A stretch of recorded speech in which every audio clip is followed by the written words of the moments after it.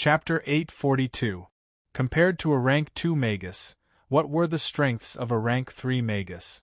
A higher magic resistance, a stronger body, and a terrifying spiritual pressure.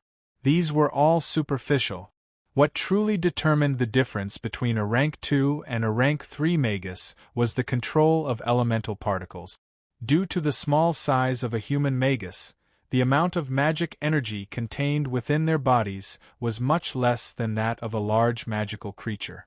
This way, during an intense battle, they would need to continuously obtain elemental particles from the outside world to replenish their rapid consumption.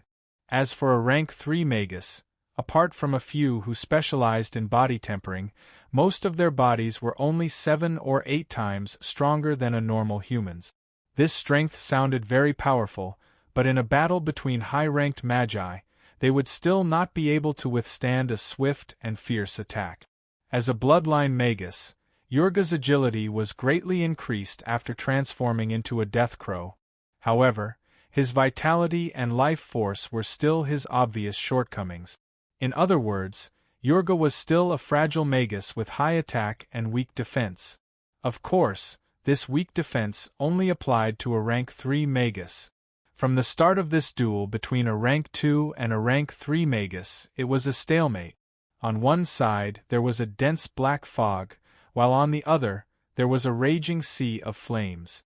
Both sides invaded and tangled with each other, frantically depleting the magical energy within the other's domain at every moment.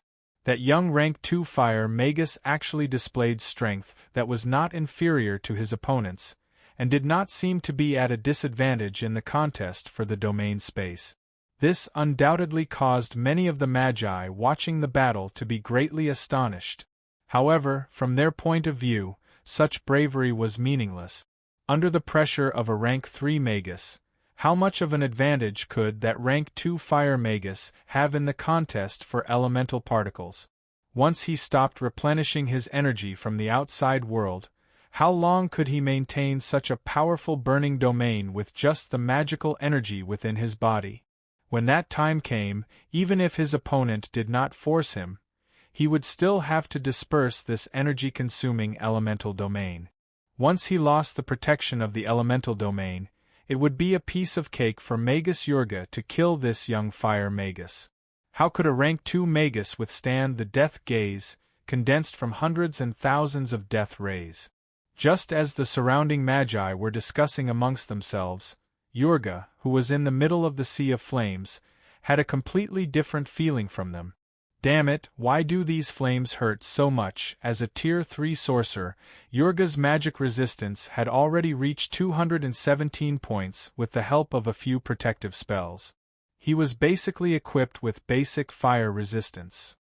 But even so, when he dived into the sea of flames, the 1,326 death crows that he had transformed into felt the damage caused by the flames. A terrifyingly high-temperature stream of flames swept over. Dozens of death-announcing crows couldn't dodge in time and were swept by the flame tail. They were instantly incinerated into ashes and couldn't be more dead.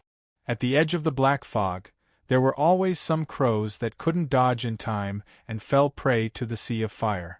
Damn it, where is the fire wizard hiding? Yurga's massive mental strength shuttled through the sea of fire, but he did not find the young fire wizard. Even the 2 elemental puppets had disappeared, leaving no traces behind. If he continued to delay like this, even though he could use his wizard power to replicate the lost death-announcing crow, his own wizard power would also be continuously depleted. He couldn't possibly have such a difficult time fighting a Tier 2 sorcerer. The impatient Yurga immediately took action. Thousands of death-announcing crows cawed as they charged into the sea of fire. As they spread their wings and flew, they shot death rays from their scarlet eyes into the sea of fire. Strangely enough, a low grunt suddenly sounded from within the burning domain, which had been empty except for the flames. Immediately after, a large portion of the sea of fire was extinguished, as if the flames had a soul of their own. As the death-announcing crows continued to spread, the area of the sea of fire began to shrink rapidly. The churning black fog instead swarmed in, taking advantage of the opportunity to invade the burning domain. Grimm, who had been hiding within the sea of fire, sighed. He knew that the sea of fire alone would not be enough to deal with the Tier 3 sorcerer's attack. He could only use his mental strength to give the two terrifying flame demons new orders. The Sea of Fire was the combat space Grimm had set up for himself, and he would not allow his opponent to dominate it. Hence, when the death-announcing crows attacked the Sea of Fire without restraint, the Sea of Fire retaliated immediately. In the depths of the raging flames and scorching heat waves, two indomitable and terrifying flame demons appeared. As soon as they appeared, they waved their hands and summoned a large cloud of fire, sweeping towards the death-announcing crows that were flying at the edge of the black fog. Wherever the cloud of fire passed, the entire space was like a boiling furnace, and everything was set ablaze. Apart from the large cloud of fire, the two terrifying flame demons also condensed huge lava fireballs, which they smashed into the black fog. The surging magical flames and terrifying heat waves instantly burned a large number of death-announcing crows to ashes. However, just as the two terrifying flame demons were about to fight, the flames beside them dimmed, and a strange humanoid figure that was only as tall as their legs suddenly appeared. At the same time that Yurga appeared, the scarlet eye on his forehead shot out a thick death ray, which hit the body of one of the terrifying flame demons. The flame demon only struggled for half a second, and with a furious roar, it exploded into a sky full of sparks and a violent meteor shower. Amidst this apocalyptic scene, the demon puppet core that was hidden extremely well within the terrifying flame demon's body also flew out, soundlessly disintegrating in midair, shattering into fragments all over the ground. Just like that, Yurga had killed a terrifying Grade 2 mid-grade Balrog without a sound or a trace. Deep within the Sea of Fire, Grimm suddenly felt a sharp pain in his mind, and the bit of mental strength he had attached to the flame demon's crystal core was also destroyed. If he had not reacted quickly and cut off his mental connection with the flame demon in time, the death gaze of a Grade 3 wizard might have been able to reach Grimm through this hidden connection. But even so, one of Grimm's trusted subordinates was killed so easily, and the pain he felt was indescribable. After all, Grimm was never willing to sell such a powerful magic puppet. If it was put on the wizard's market, it would cost at least 170,000 magic crystals. This price was about the same as a low-grade version of the wizard's pagoda. But don't think it's too expensive. No matter how good the wizard's pagoda was, could you carry it around? But an elemental magic puppet like this could be carried around, and summoned to fight for you at any time. Such convenience and power was something that the wizard's pagoda could not compare to. Yet, such an elemental puppet, which seemed to have been constructed from a large number of mana crystals, had been instantly killed by a Tier 3 wizard. One could easily imagine how shocked Grimm was. After all, Grimm did not have much of a difference in strength compared to the terrifying flame demon, other than having some elemental protection and a fire-set equipment. Since the other party could instantly kill the terrifying flame demon, it would not be difficult for him to kill Grimm. Therefore, other than feeling distressed over the magic crystals, Grimm was even more worried about his own safety. After all, even if the elemental magic puppet was destroyed, he could still create more. If his soul were to explode, then everything would really be over. Because of this, Grimm hesitated for a moment, and did not summon the other terrifying flame demon back. This was not the time to feel distressed over the magic crystals. What was the original motive for creating the elemental magic puppet? It was all for the sake of charging and breaking through enemy lines. Now it was time for them to bravely sacrifice themselves. Therefore, when Wizard Yurga killed the terrifying flame demon in an instant, the other terrifying flame demon did not retreat. Instead, it turned its muzzle and unleashed its fury on the Grade 3 wizard. The black fog was blasted into pieces, and even the corners of Yurga's black robe showed signs of drying up. As a Grade 3 wizard, how could Yurga be bothered by such an insignificant attack? As he smiled faintly, his body once again exploded into a sky full of red-eyed, black-feathered crows, flapping their wings and scattering in all directions. Just as the terrifying flame demon was about to gather another large ball of elemental fire, the sea of fire behind it suddenly parted, and Yurga mysteriously appeared out of thin air. Hence, in the very next second, a thick death ray struck the remaining fearsome Balrog's body. A behemoth that was 6 meters tall and weighed 4 tons actually collapsed under the bombardment of a magic ray that was not even as thick as the mouth of a bowl. Its body disintegrated into fragments and sparks that filled the sky. The magic puppet's crystal core could not escape the pursuit of the magic effect, and it disintegrated along with its body. In less than 15 seconds, 340,000 magic crystals had disappeared without a trace. After activating his battle ability twice in one go, Wizard Yurga's skinny and pale face could not help but flush a little, and his breathing also became a little hurried. "Humph, damned little thing, let's see how you're going to resist now. Let's see where you can hide after I destroy the Sea of Fire." Unfortunately, before he could finish his sentence, 2 violent roars suddenly sounded from the depths of the Sea of Fire, and another 2 huge flame demons appeared. Damn it, damn it, damn it! Why did that bastard bring so many high-grade elemental puppets? Although he did not know the exact price, elemental puppets that were at the middle of Grade 2 and had such powerful battle abilities could not be cheap. That detestable little fellow, where did he get so much money to get so many elemental puppets? Looking at the standard figures and battle abilities of these puppets, they must have been made by the same batch. If he wanted to find an alchemist master to customize such high-quality puppets for him, he would have to spend a lot of magic crystals. This, while Yurga was in a state of bewilderment, a short piece of information suddenly flashed through his mind. Grim, Grade 2 Fire Wizard.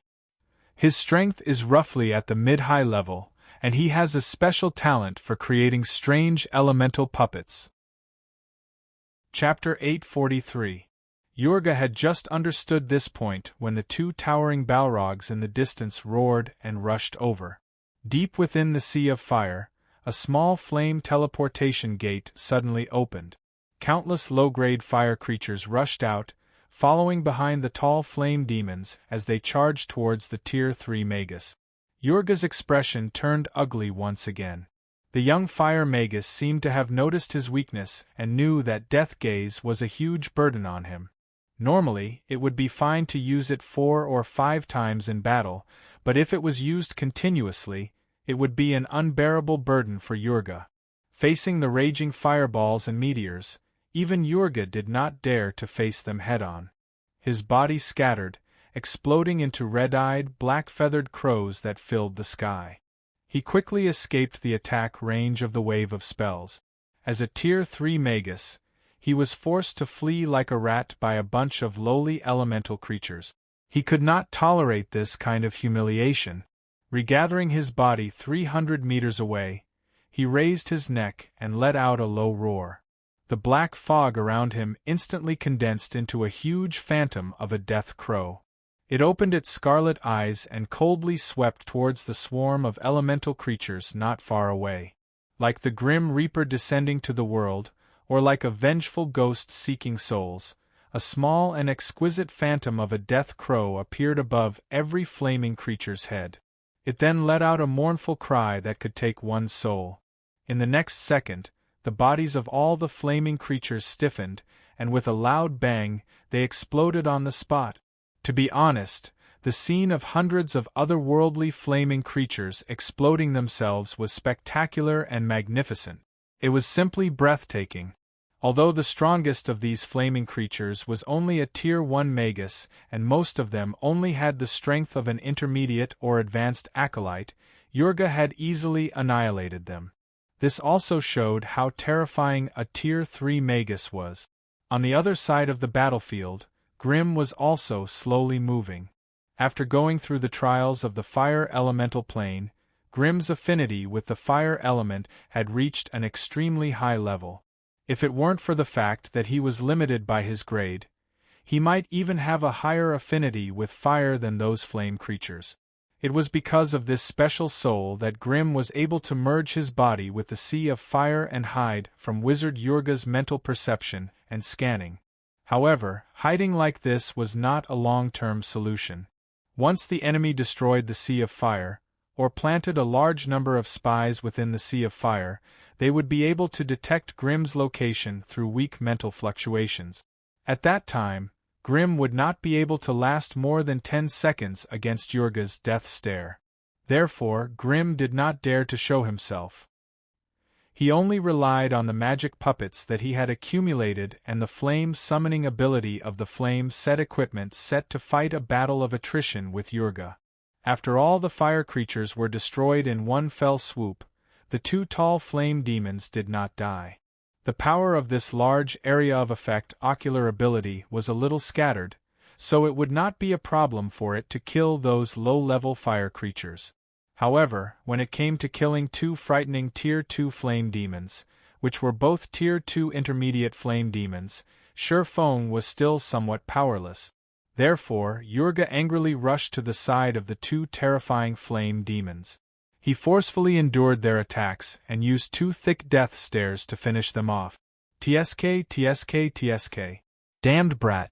Do you really think that you can defeat a rank 3 magus with such a mediocre elemental puppet?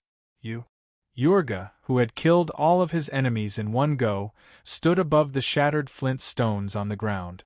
When he was taunting his opponent who dared not show up, two familiar, furious roars resonated from the depths of the flame in the distance. Following that, two tall flame demons rushed out of the sea of fire with rumbling footstep. They crazily threw lava fireballs at Yurga as they roared and rushed towards him. Damn it! How did that bastard have elemental puppets of this level?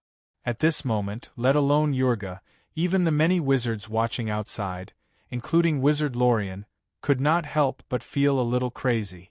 F***CK. Is it popular to use magic crystals to smash people these days? How were those elemental puppets fighting in the arena? They were simply walking piles of magic crystals. Using such an expensive magic crystal mountain to fight against the enemy, they were instantly killed by the enemy one by one. The damage dealt to the puppet's owner was no less than the damage dealt to the enemy. This was already the 5th and 6th, right? They probably added up to more than 1,000,000 magic crystals, right? Once they thought about how 1,000,000 magic crystals would be wasted so easily, anyone would press their hand against their chest, feeling waves of heartache. As expected, in the arena, in less than a minute, the two new flame demons once again turned into scattered flints. Their soul imprints were shattered, and they died. The moment the two flame demons died, flames burst forth from the depths of the sea of fire. A furious roar sounded, and another two tall figures stood up. Damned bastard! Are you done yet? At this moment, even Yurga, who always prided himself on being calm and steady, could not help but curse. The magi gathered in the spectators' stands were even more dumbfounded. They were so shocked that they could not believe their eyes. As for the acolytes, they were counting on their fingers, estimating the magic crystal consumption of the young fire wizard tribe leader since the start of the battle. 1,000,000 magic crystals. That was 1,000,000 magic crystals. The magi acolytes roared in their hearts, they clenched their fists and trembled. For the first time, they felt the limitations and insignificance of their thoughts. If those 1,000,000 magic crystals belonged to them, the scene would be unimaginably beautiful. With these 1,000,000 magic crystals, they could easily bribe a few desperate magi on the spot, and they could also bribe a large group of magi acolytes who were not afraid of death. But now, with the eruption of death gaze again and again, the magic crystal mountain that had been circling around them suddenly collapsed, and their dreams vanished into thin air. For a moment, the countless magi and acolytes in the arena became a little dazed. Not to mention the outsiders, even Mary and Bliss were a little dumbfounded at this moment. Damn it, could a battlefield duel be played like this? Insect Lich Bliss, in particular, could not help but start counting on his fingers, secretly calculating how many insects he needed to kill a terrifying flame demon. Insect swarm? Probably not. The attack and defense of the insect swarm were too weak, and it was almost impossible to approach the terrifying flame demon with the flame world. The flame demon did not need to fight either. It only needed to open the flame world and stand in the middle of the insect swarm to kill most of them. In comparison, only those rank 1 and 2 insect generals could break through the shell of the flame demon and destroy the magic puppet crystal core within. With his current insect generals and battle strength, killing a terrifying flame demon was still possible, but he would have to pay the price of almost half of his insect generals. If he went all out, it was possible to kill 2 terrifying flame demons that worked together. However, he had to be mentally prepared for the insect generals and insect swarm to be wiped out. But in front of that strange tribe leader, 2 terrifying flame demons were nothing. Just look, just look. The 7th and 8th flame devils are roaring as they make their appearance. At this moment, for some reason, Insect Lich Bliss felt a little sympathy for the rank 3 Magus Yurga who had ruled the entire arena. His luck was simply rotten to the core. Mary, who was beside him, also heaved a huge sigh of relief at that moment. The danger had been averted, and her sweetheart had a chance at victory. Her mood could not help but change. Good, good. You bastard Grim, you actually had such a method, but you didn't tell me in advance. You made me worry and cry for so long. Just you wait.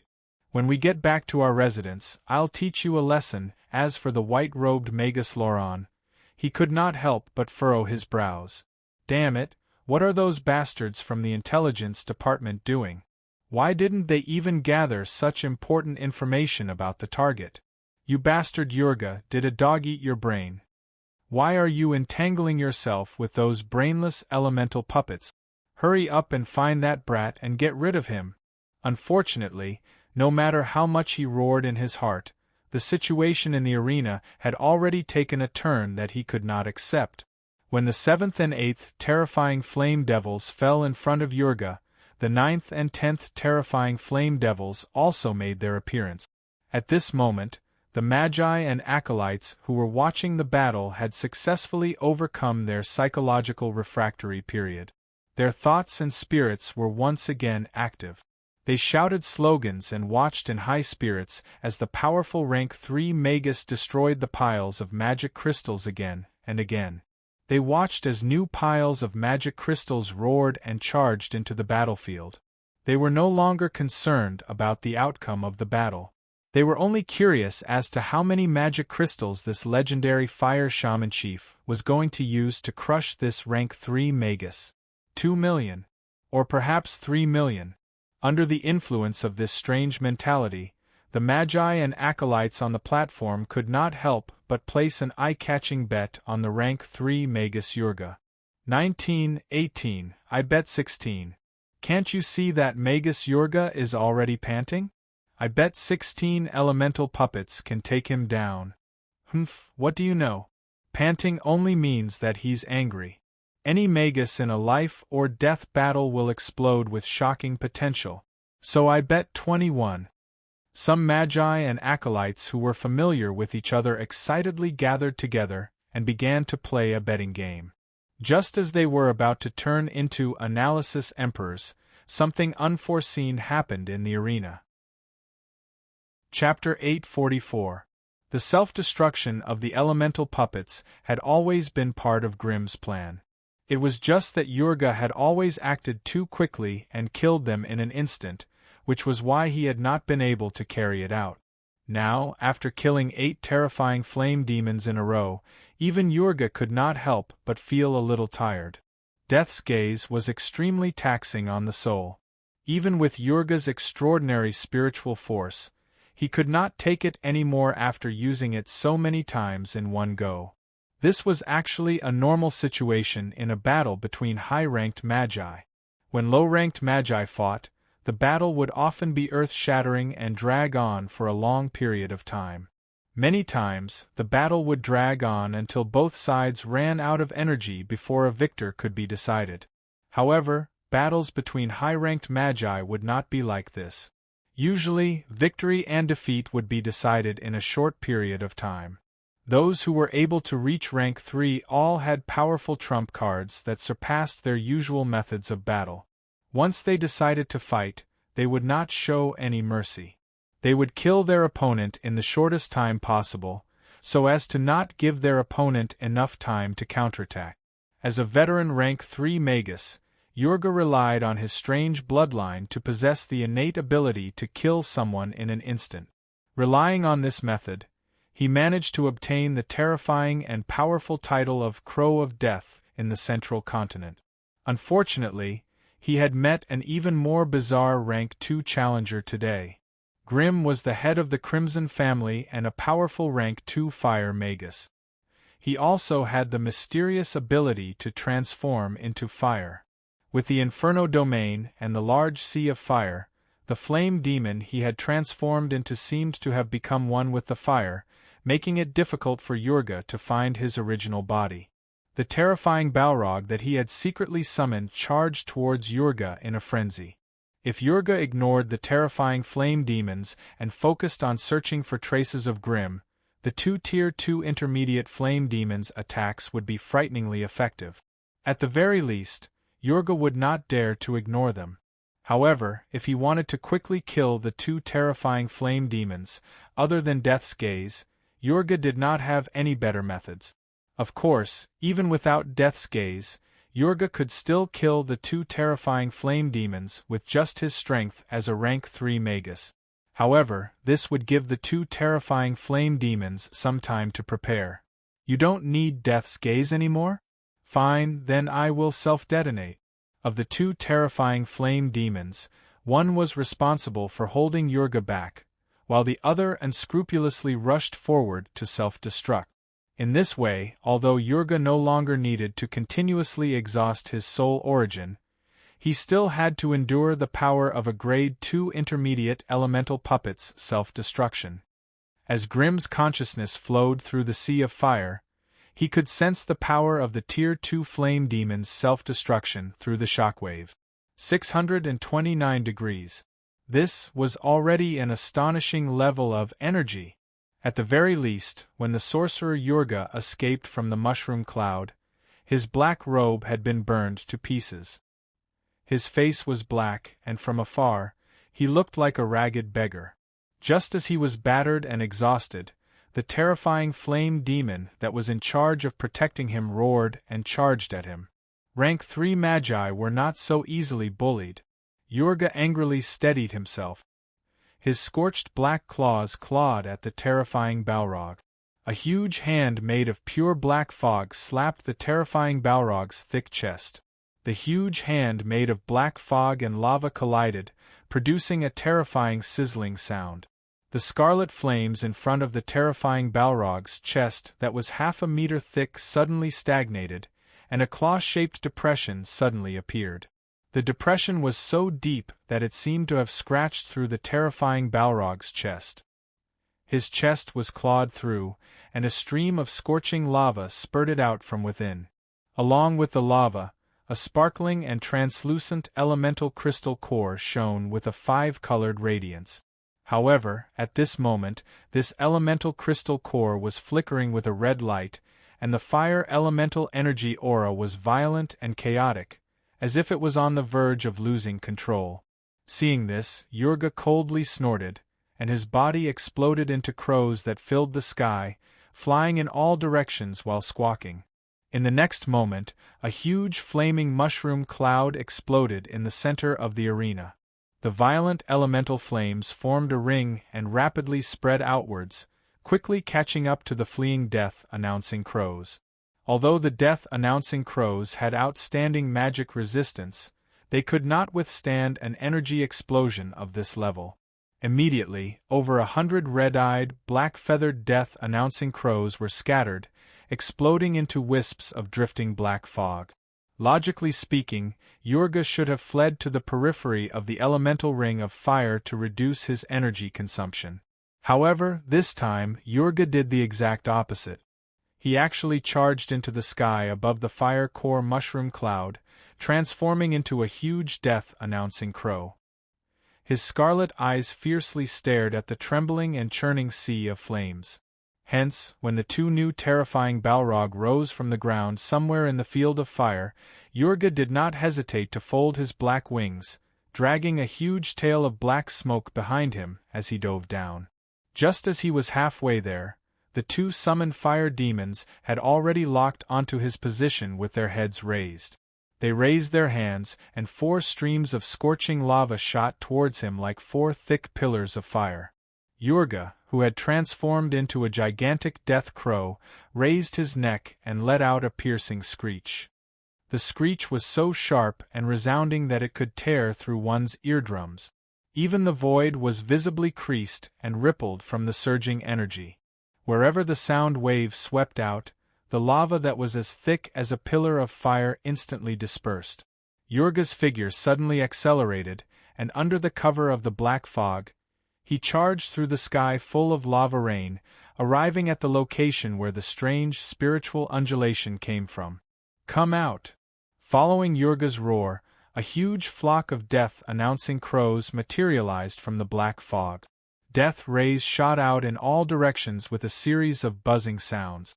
The huge sea of flames in the surroundings immediately dissipated, revealing the scorched ground of the arena.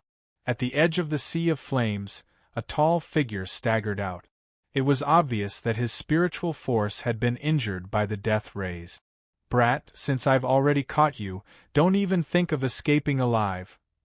Jurga laughed sinisterly, and his figure instantly disappeared from where he was, dodging the flaming meteors that the two terrifying Balrog had hurled at him. When he reappeared, he was already in front of the tall figure, his hand wrapped in black smoke as he grabbed at the other party's chest. Jurga's expression changed halfway through his grasp, and he panicked before exploding into thousands of death-announcing crows that fled in all directions. Alas, it was too late. With the tall figure at the center, an even more terrifying mushroom cloud of fire rose up, and most of the death-announcing crows were sucked into the ring of fire. Evidently, Jurga had a cloning technique similar to the insect Lich Bliss. As long as one of his clones survived, he would be able to protect himself. Hence, as the remaining 200 to 300 death-announcing crows fled far away and reformed into Jurga's appearance, the crowd finally experienced the terrifying damage that self-destruction had done to him. The black smoke protecting Jurga's body was already so thin that it could no longer cover his body. The surface of his shriveled body was filled with scorch marks and bloody blisters from the flames. Some of the carbonized skin even began to peel off, revealing the red and tender flesh and squirming internal organs underneath. Jurga, who had been confident of his victory, was now as pale as a sheet. He covered the bloody hole in his chest with all his might and took out a bottle of green witchcraft potion from his waist pouch with great difficulty, pouring it into his mouth with all his might. Strangely enough, the moment the potion entered his mouth, Jurga's heavy injuries immediately took a turn for the better. Even the large wounds and scorch marks on his body were healing at a speed visible to the naked eye. Without hesitation, Jurga took out many bottles of different colored magic potions and poured them into his mouth. As the effects of the potion circulated, the injuries on his body quickly healed, and even his low spiritual force began to rise. Even a grade 2 wizard like Grimm could obtain the moon well water from a foreign world. As a grade 3 wizard, how could Jurga be lacking in life-saving potions? However, the damage that the elemental flames inflicted on Jurga's body was obviously not as severe as the damage to his spiritual force. Jurga had actually suffered such heavy injuries in a battle against a grade 2 fire wizard. How could he possibly accept this? Furthermore, the damage to his reputation was already done. Even if Jurga killed Grimm now, the other grade 3 magi would not be able to change the astonished gazes of the other grade 3 magi. What was more frightening was that the person who self-destructed was not Grimm's main body, but a fire clone that he had summoned. However, Grimm had used some kind of strange spell to make the fire clone emit a spiritual force that was similar to his main body. That was how Grimm managed to trick Jurga to come close and kill him. At this critical juncture where Jurga was distraught and infuriated, the two loathsome flame demons charged at him once again. The rapid fireballs and bursting fireballs in their hands rained down on Jurga's position like a barrage of cannons. The rage in his heart could no longer be suppressed and exploded. Jurga once again transformed into a huge death crow shrouded in black smoke, leaving a streak of black lightning in the air as he pierced through the bodies of the two terrifying Balrogs. When he once again stopped somewhere in the void, the magma flames on his body were quickly extinguished by the black smoke. In his hands were two demon puppet crystal cores that flickered with a strange light. Jurga's attack was too fast and too fierce, far exceeding the limits of the terrifying Balrog's reaction. The two terrifying Balrogs did not even have the time to react before Jurga forcefully dug out the demon puppet crystal cores that were hidden deep within the lava. If not for the protection of the fire barrier and the lava, which dealt considerable damage to Jurga, the two terrifying Balrogs would have died a miserable death. Sensing the rapidly disorderly and berserk fire elements within the two demon puppet crystallization cores in his hands, Jurga let out an evil laugh. He clasped his hands together, and under the effect of the berserk tremendous force, numerous fine cracks appeared on the surface of the exquisite and perfect demon puppet crystallization cores, before exploding into beautiful fireworks. Chapter 845. Once a Tier 3 sorcerer went all out, the frightening might they displayed would be enough to frighten others. The four Balrogs that Grimm summoned also fell under Jurga's hands, becoming pitiful sacrifices for illustrious Crow of Death. However, the Balrogs lived up to their name. Their desperate counterattacks before they died had injured the Tier 3 sorcerer quite a bit. The accumulated injuries quickly affected Jurga's ability to unleash his full strength, and he could no longer take down the Balrogs with such ease. Grimm was also forced to consume a bottle of moon water in secret to recover his wizard power and mental strength. He had relied on the special effect of the flame equipment set, which reduced the mental strength consumption of fire spells by half, to fight against Jurga until now. Almost every 15 minutes, Grimm would summon a Balrog and open a flame teleportation gate, using a group of flaming creatures to restrict and exhaust his opponent's strength. It was because of these petty tricks, as well as the frightening consumption of magic crystals, that Grimm had the chance to face a Tier 3 sorcerer head-on. Although he did not show his face on the battlefield, the Balrogs and flaming creatures that he summoned swept across the battlefield, turning the arena into a terrifying sea of fire. Jurga's single-target damage was astonishing, and he was not a weakling among the Tier 3 sorcerers. However, he was powerless against Grimm's swarm tactic, which was hidden in the sea of fire. If Grimm dared to show his face, even 10 fire sorcerers together would be killed by Jurga. However, Grimm was nowhere to be found, and those terrifying Balrogs were extremely clingy. If Jurga's movements were slightly slower, those Balrogs would not hesitate to self-destruct. This was what gave Jurga the biggest headache. Such a powerful Tier 2 intermediate elemental puppet would definitely be worth a fortune in the sorcerer market, but the young Crimson Tribe leader had abandoned it without hesitation. Furthermore, he didn't abandon just one, but a whole group. Meeting such a strange opponent, Jurga simply felt that he was in so much pain that he wanted to die. At the start of the battle, Jurga might have wanted to kill a few more flame demons to make the Crimson Tribe leader's heart ache.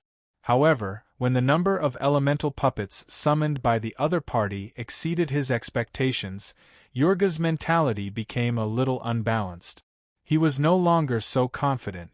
He really couldn't figure out how many elemental puppets his opponent had in reserve.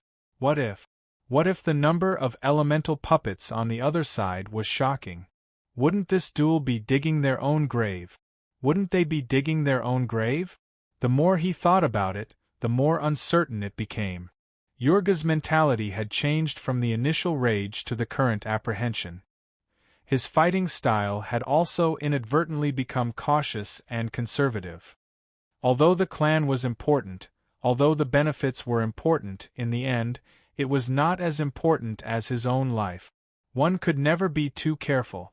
If the enemy had 18 elemental puppets, his life would be in danger. After an hour of intense battle, Yurga had already activated Death Gaze 8 times and Death Ray 5 times. This level of intensity had far exceeded the limits of what his body could withstand. If not for the potions he had consumed, Yurga might already be at his wits' end, and would have been forced to defend and counterattack by the other party. The potions might be able to heal the damage to his physical body, recover the wizard power he had expended, and slowly recover his mental energy, but they could not eliminate the fatigue and sense of defeat that had accumulated over a long period of intense battle. The death gaze he had activated was still extremely powerful, and he was still invincible in front of those terrifying flame demons. However, secretly, in the depths of his heart, an unconcealable fear was slowly growing. If he failed this problem that he had never thought of before, the battle surfaced in his heart for the first time, and it had tightly locked onto his heart. He did not dare to think about it, but he could not forget it. In this strange burning domain, it was difficult to successfully cast most of the elemental wizard spells. Only natural abilities like the death gaze and some attacks that relied on physical abilities could be exempted. Under such circumstances, Yurga's exhaustion in all aspects was also extremely great. To kill 1,000 enemies, he would lose 300. Every time Yurga killed a terrifying flame demon, it was not easy for him to suffer losses. And with these 300 stacked together, even a level 3 bloodline magus like him would find it difficult to bear. Of course, if not for the burning domain, Yurga could have come and gone as he pleased with his powerful abilities, and was invincible.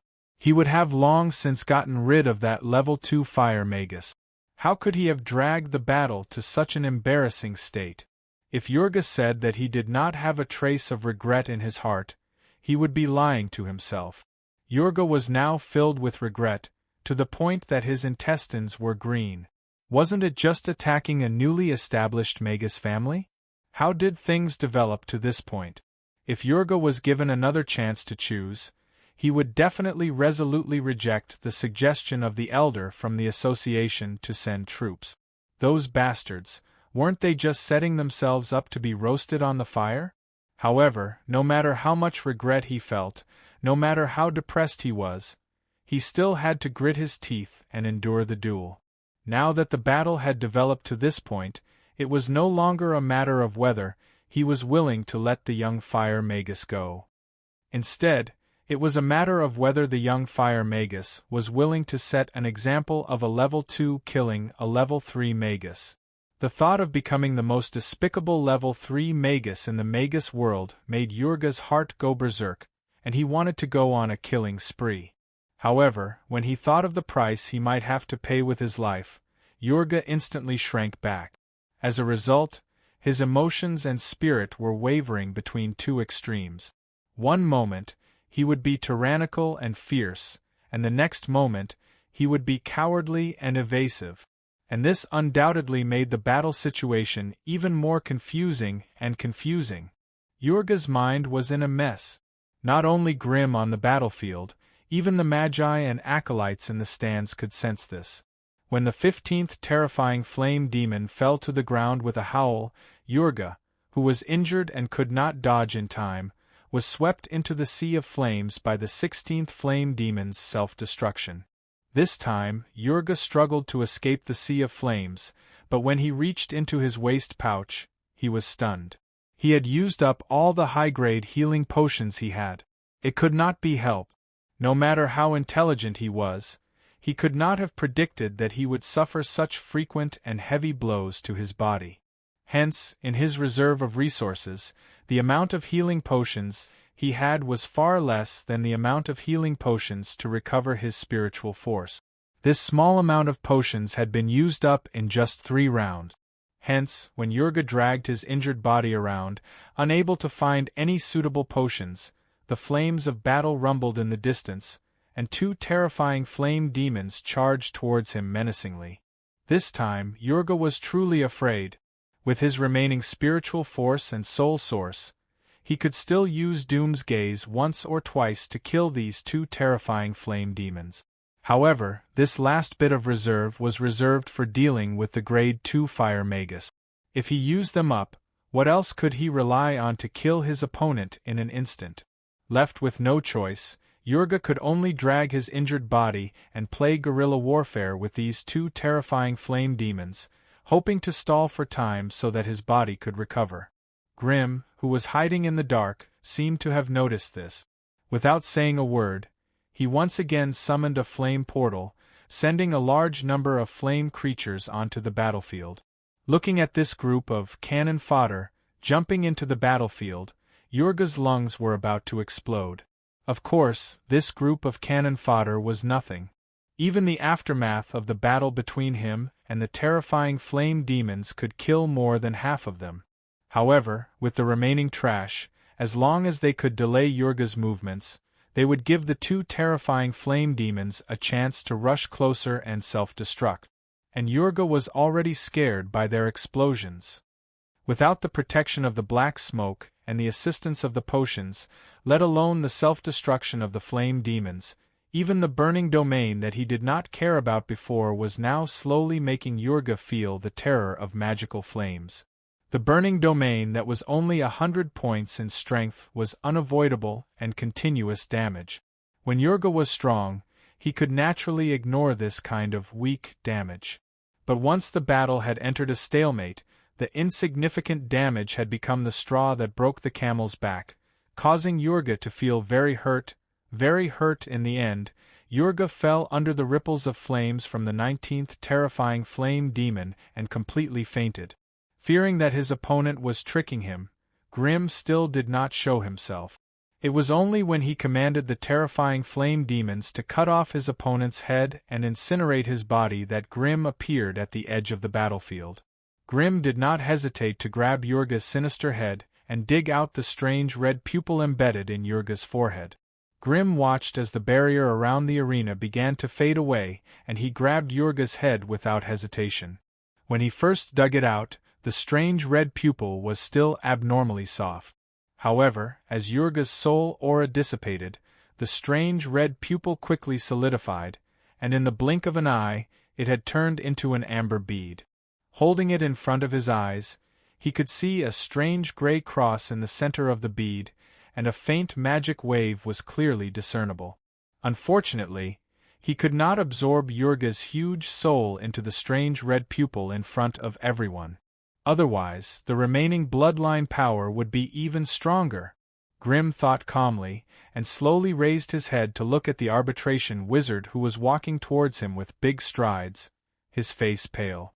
This kind of ending was completely out of the opponent's expectations, and it also caught him off guard. Chapter 846. Such an outcome was out of everyone's expectations. When Grim walked out of the arena with that strange red eye in his hand, the whole place was silent. Many magi stared at him with a complicated expression. For a moment, no one went up to congratulate him. In the end, Mary and Bliss went to Grim's side and gave him their blessings with smiles on their faces.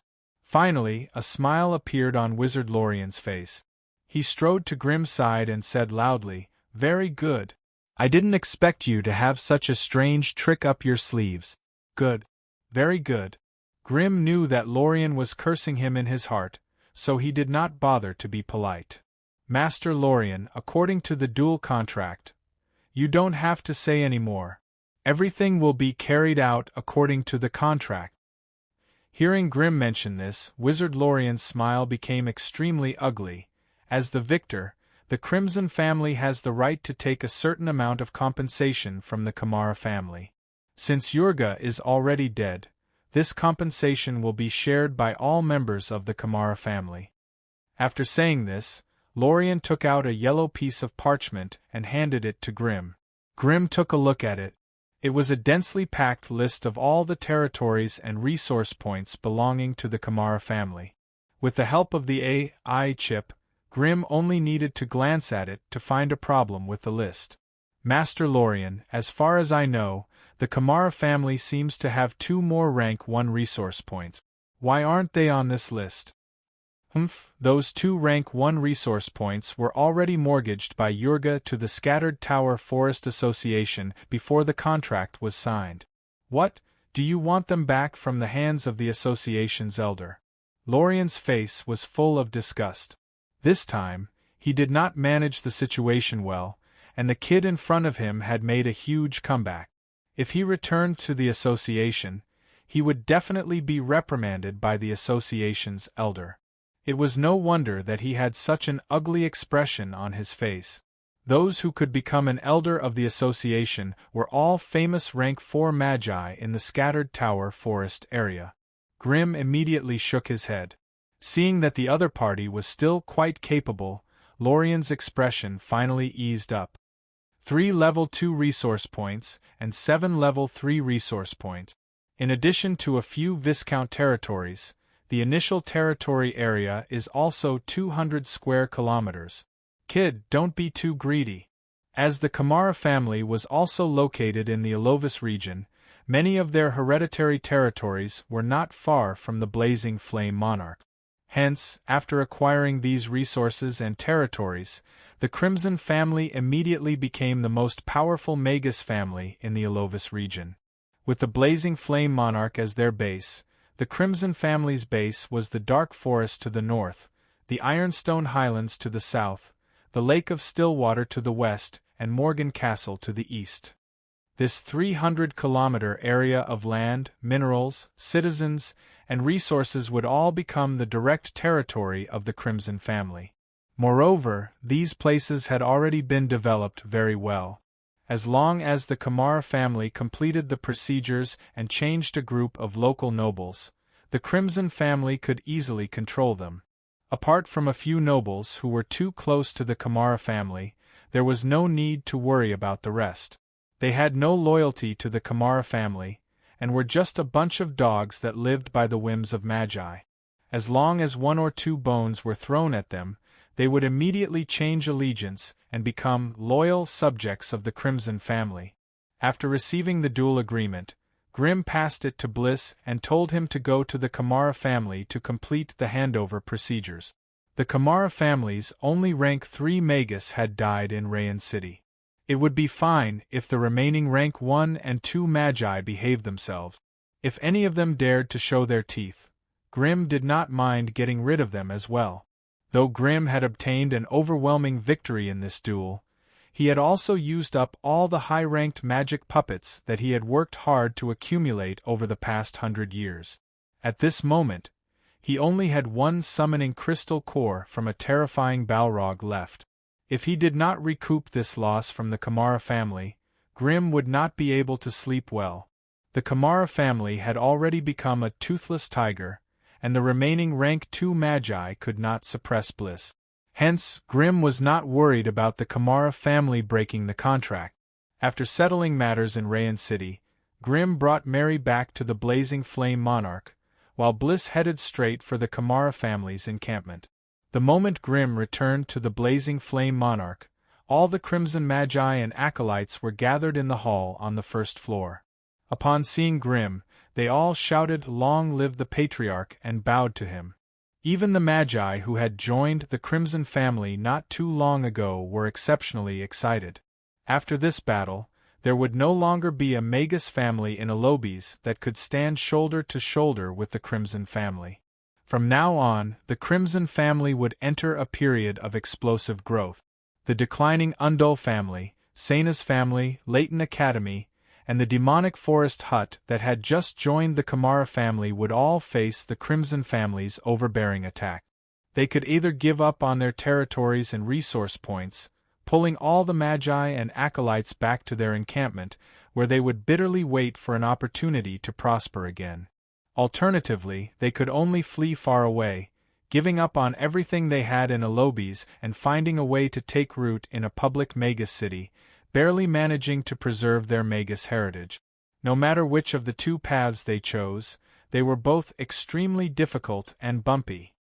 Once the core members of the family could no longer control the situation, there could be a defection from the family at any time. As expected, when news of Yurga's death spread throughout Alobis, Leighton Academy was the first to announce that they would no longer involve themselves in the affairs of the outside world.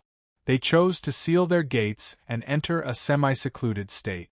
As for the resource points and territories that Leighton Academy controlled, although they did not make it clear, they had already severed all ties with them. It was as if anyone who wanted them could take them away. As for the Unveil family, who had the worst relationship with the Crimson family, they could only pack up and move their encampment to Rain City.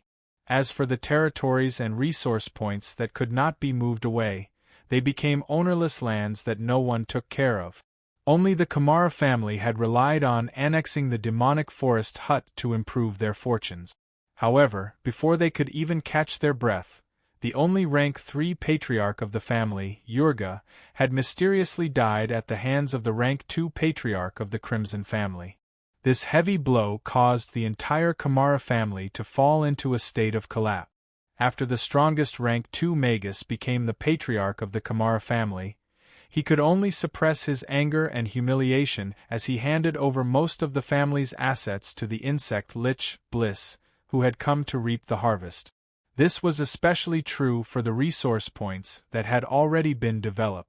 Once they were handed over, the Kamara family's strength was immediately reduced by 70% to 80%. From then on, they were reduced to a small family in Alobis. Now that they had the protection of the contract, they did not have to worry about the Crimson family continuing to ravage them.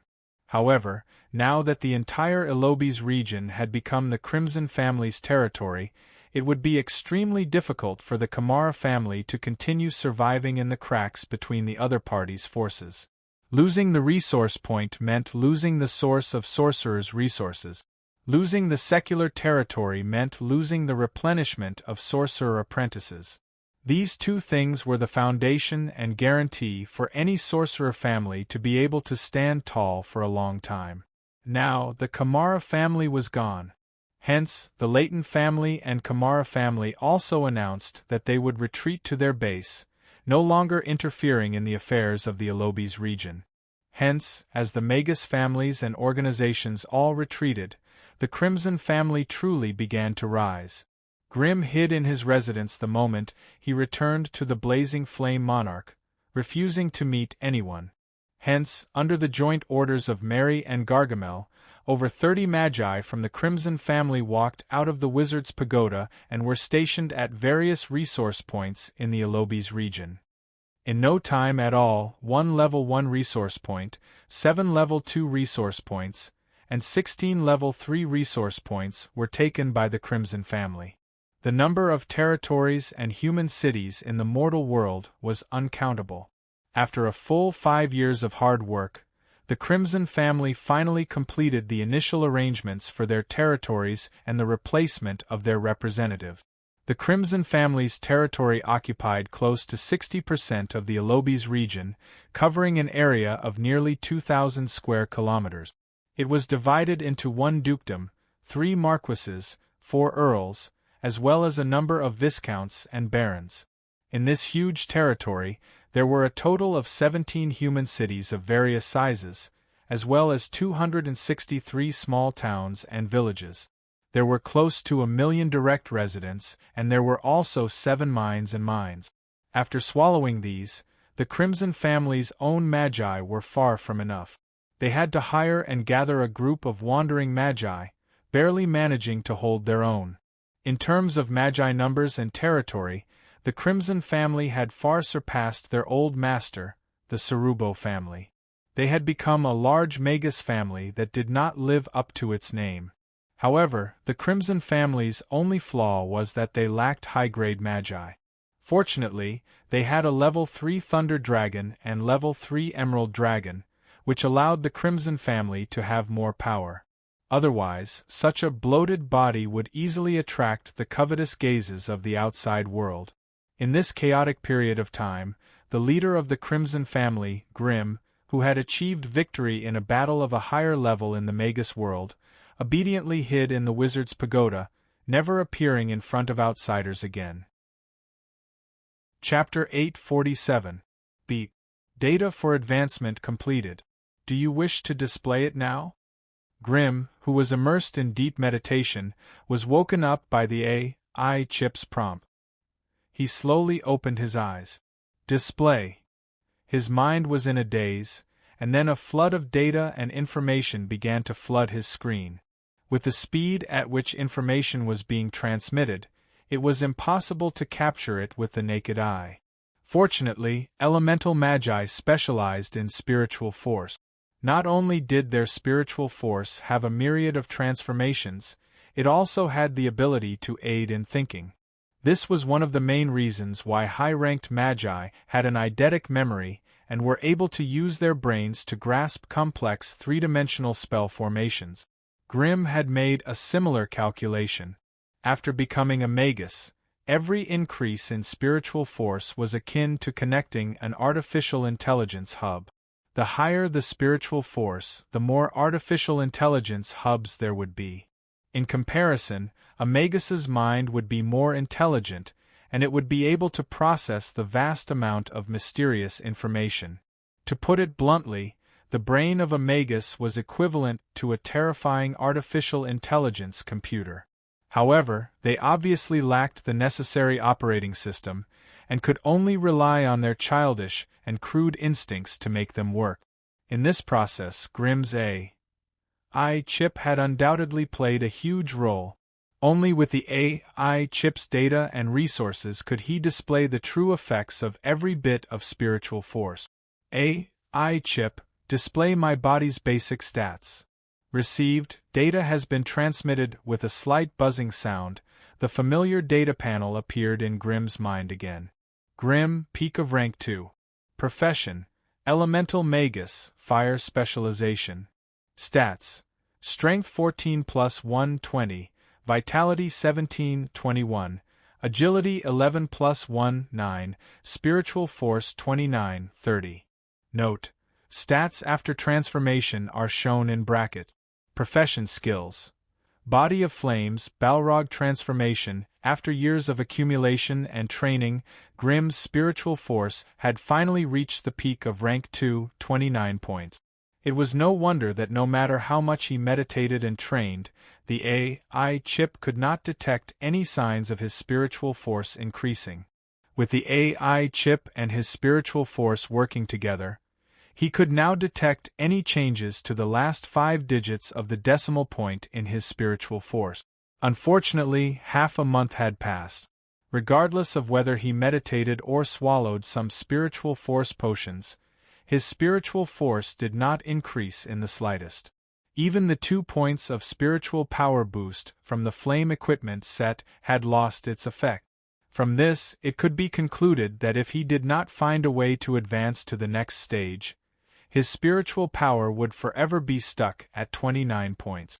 Having a perfect spiritual force was only one of the basic requirements to advance to rank 3. What was left was whether or not one's knowledge reached a certain standard. With the help of the AI chip, Grimm had no problems at all. AI chip, how's the analysis of the knowledge required for advancement? Beep. All magus knowledge has been analyzed and can be transferred at any time. Transfer it now. As his mind went into a trance, a series of knowledge about fire spells began to flow into Grimm's brain. Grimm had never come into contact with much of this knowledge before, but after the AI chip's in-depth analysis and statistical classification, it had been converted into pure data that flowed through Grimm's mind. Although most of the knowledge was unfamiliar, when it flowed into Grimm's brain and was stored in the depths of his sea of consciousness, it was as if it had been immersed in knowledge for decades, becoming a part of Grimm's soul. How to go from a superficial knowledge to a beginner's mastery required countless witchcraft experiments and a long period of time to ponder and accumulate knowledge. But now that he had the AI chip, this painstaking process was skipped. Grimm was extremely familiar with every piece of knowledge that was transferred to him, and it had already become a part of his body's knowledge. After fully understanding and analyzing the advanced application of the power of the will, Grimm immediately understood the mistakes he had made in using his power of the will in the past. It also showed him how those high-grade wizards could quickly and efficiently use their power of the will in battle. Comparing this with the memories of the wizard Yurga during the battle, he quickly found a resonance point. High-ranked magi rarely use spells with fixed elemental models in battle. Instead, they used large amounts of primitive elemental particles to bombard their enemies. This way, they could skip the process of elemental molding, and their spells and attacks became sharper and faster. As for the slight loss of elemental power, they could rely on faster spell casting to make up for it. Moreover, compared to the old-fashioned way of casting spells step by step, it was more flexible in battle, and also more free to do as he pleased. However, controlling unshaped elemental particles was definitely more difficult than controlling shaped spells, so only high-ranked magi could do this. Even if low-ranked magi wanted to do this, they would not be able to do it due to their lack of spiritual force. Elemental conversion was a compulsory course for elemental magi. Only by mastering elemental conversion could an elemental magus perfect their own spell system. For example, the lava shield and lava fireball that Grimm used the most were a fusion of fire and earth spells.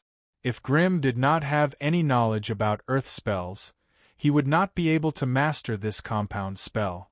Moreover, elemental conversion was a key knowledge for him to step into the void in the future. If Grimm could not master it, it would be very difficult for him to survive in the harsh environment of the void. Just the problem of drinking water alone was enough to trap a high-ranked magus to death. Grimm still had a body of flesh and blood. Although his need for food and water had been reduced to the lowest level of a human body, he still could not completely eliminate it. Even if Grimm didn't eat or drink for 3 to 5 days, it wouldn't affect his movements. However, if it was extended to 10 days, Grimm's combat power would be greatly reduced. If he could not get the minimum amount of food and water to maintain his body within a month, he might starve to death. However, as long as Grimm advanced to rank 3, this physiological requirement could be extended to half a year. This meant that Grimm only needed to eat once every 6 months to maintain his own survival need. The reason why elemental conversion was so important was because of the water-making spell invented by magi. In some foreign worlds or ancient ruins where they could not leave, if they could not find an edible water source, magi could only use the water-making spell to make some elemental water for themselves. Without a doubt, elemental conversion was the prerequisite for mastering the water-making spell. Of course, the icy flame rune that Grimm had mastered was also part of the elemental conversion. However, Grimm had relied on some incomplete runes to do it. He only knew how to use it but did not understand the principles behind it. Now that he had mastered elemental conversion, Grimm had the chance to completely analyze the icy flame rune. However, the first 2 items were not as helpful to Grimm as the energy system self-construction model. This was the core of Grimm's advancement to rank 3. In the past, when Grimm trained his body of fire, he mostly relied on his body's instincts to achieve a subtle balance between his flesh and fire energy. This process involved destroying the body's original structure and absorbing countless fire elemental particles from the outside world to slowly seep into the body's flesh, tendons, bones, and internal organs. Small and delicate flame energy fields were used to protect the fragile human parts of the body. Although Grimm's body of fire was very powerful, his human body was still as fragile as a delicate porcelain. If he used a little more force, it would suddenly collapse. But now, with the knowledge of the self-constructing model of energy system, Grimm could adjust and optimize according to his own situation. He could combine the independent and small energy fields into a complete and self-consistent energy circulation system. This way, his human body would no longer be his shortcoming and weakness.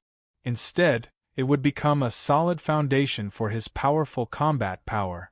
The knowledge that he needed to advance slowly flowed through Grimm's mind. Every single one of them made Grimm's mind move. And when all of this knowledge was combined, it clearly pointed out a path that led to a higher rank.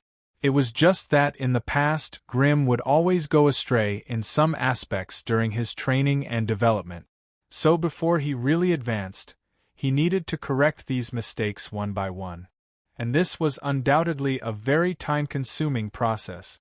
Moreover, Grimm had some results from studying the Orc totem rune that he had captured from the Johnson Plain. It would be a great help to his transformation Mageweth. So before he advanced, he needed to confirm the new Mageweth for the Balrog transformation. When the time came, Grimm could use the huge transformation of his body and spirit during the advancement period to fuse the new Mageweth into it. This way, he would have a powerful combat power once he reached level 3. Moreover, he had some good research results on the spirit attachment spell that he got from the orcs. If he could make use of this process and turn it into a part of his own strength, it would be very worthwhile. Moreover, Grimm's soul was bound by too many sorcery contracts. With such a heavy burden, it would be very difficult to cross the threshold of level 3. So, after thinking about it, Grimm gave up on the soul contracts with the sewing puppet, Dragonman Zacha and Goblin Cabby. He only kept the soul brands of Alice and the plague poison spirit.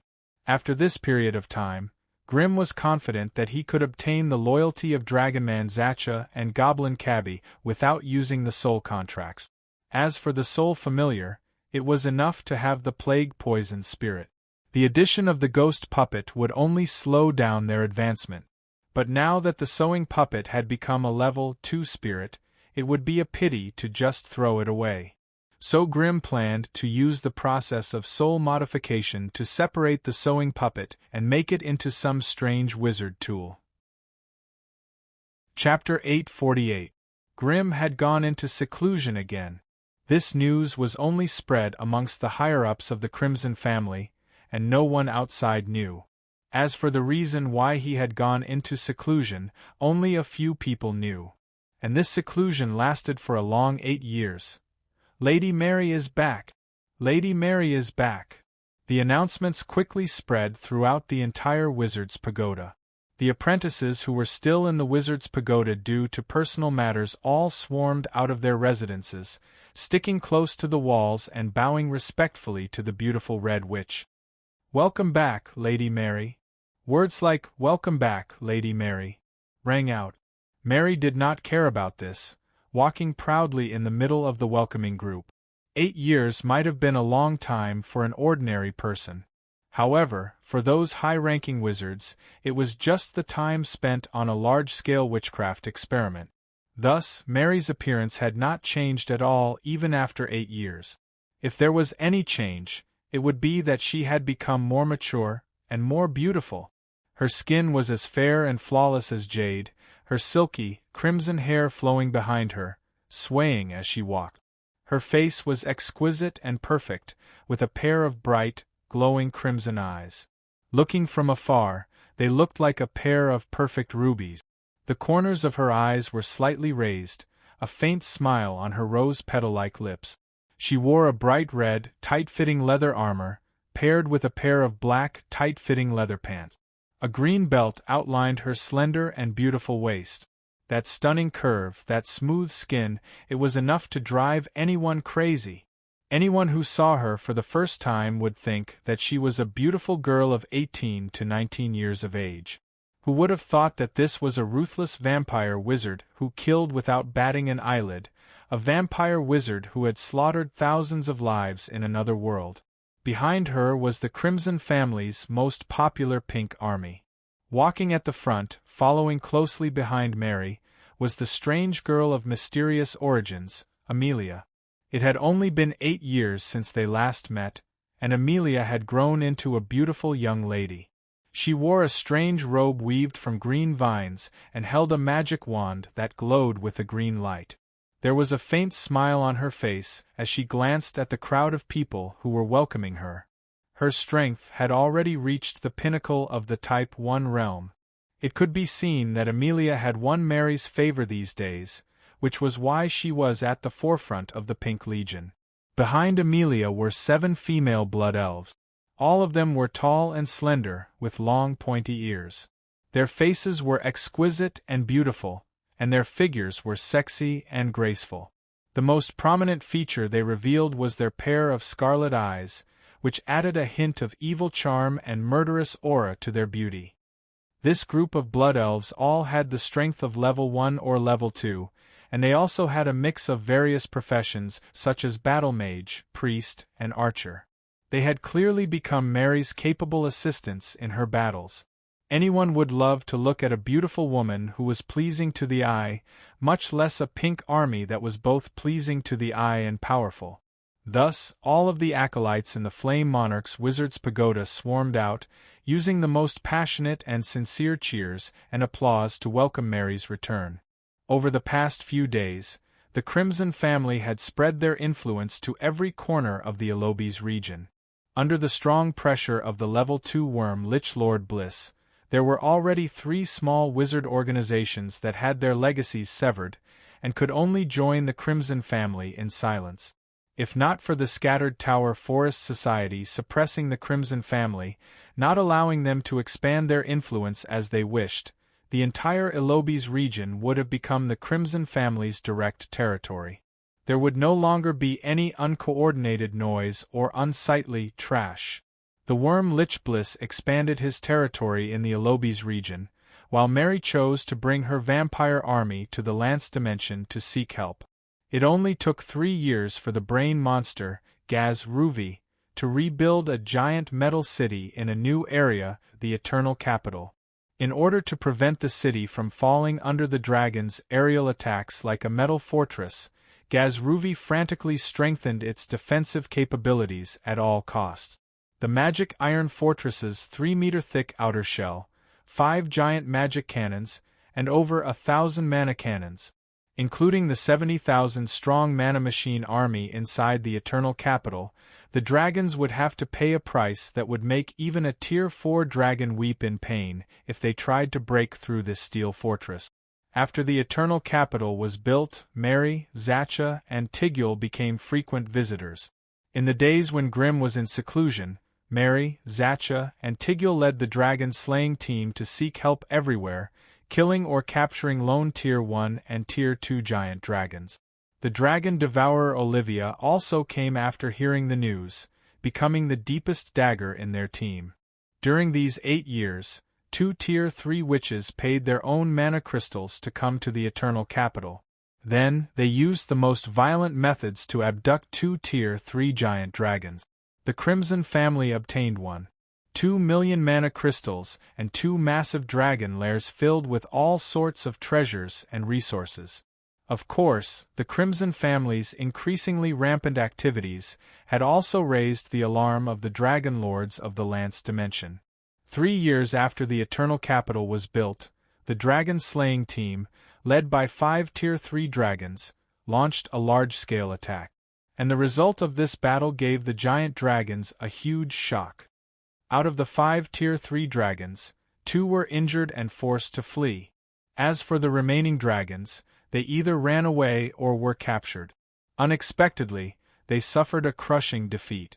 One had to admit that with the 2 magic furnaces overseeing the city, the magic cannons provided nearly infinite mana, turning the sky above the Eternal Capital into a forbidden land for flying. Meanwhile, the mana cannon's attacks were the equivalent of a Tier 3 powerhouse's full-powered attack, dealing significant damage to the dragon. The 2 injured Tier 3 dragons that had fled had been injured by these cannons. As the magic cannons took a long time to charge up and had a long cooldown, the brain monster Gaz Lo had no choice but to build 5 of them in one go.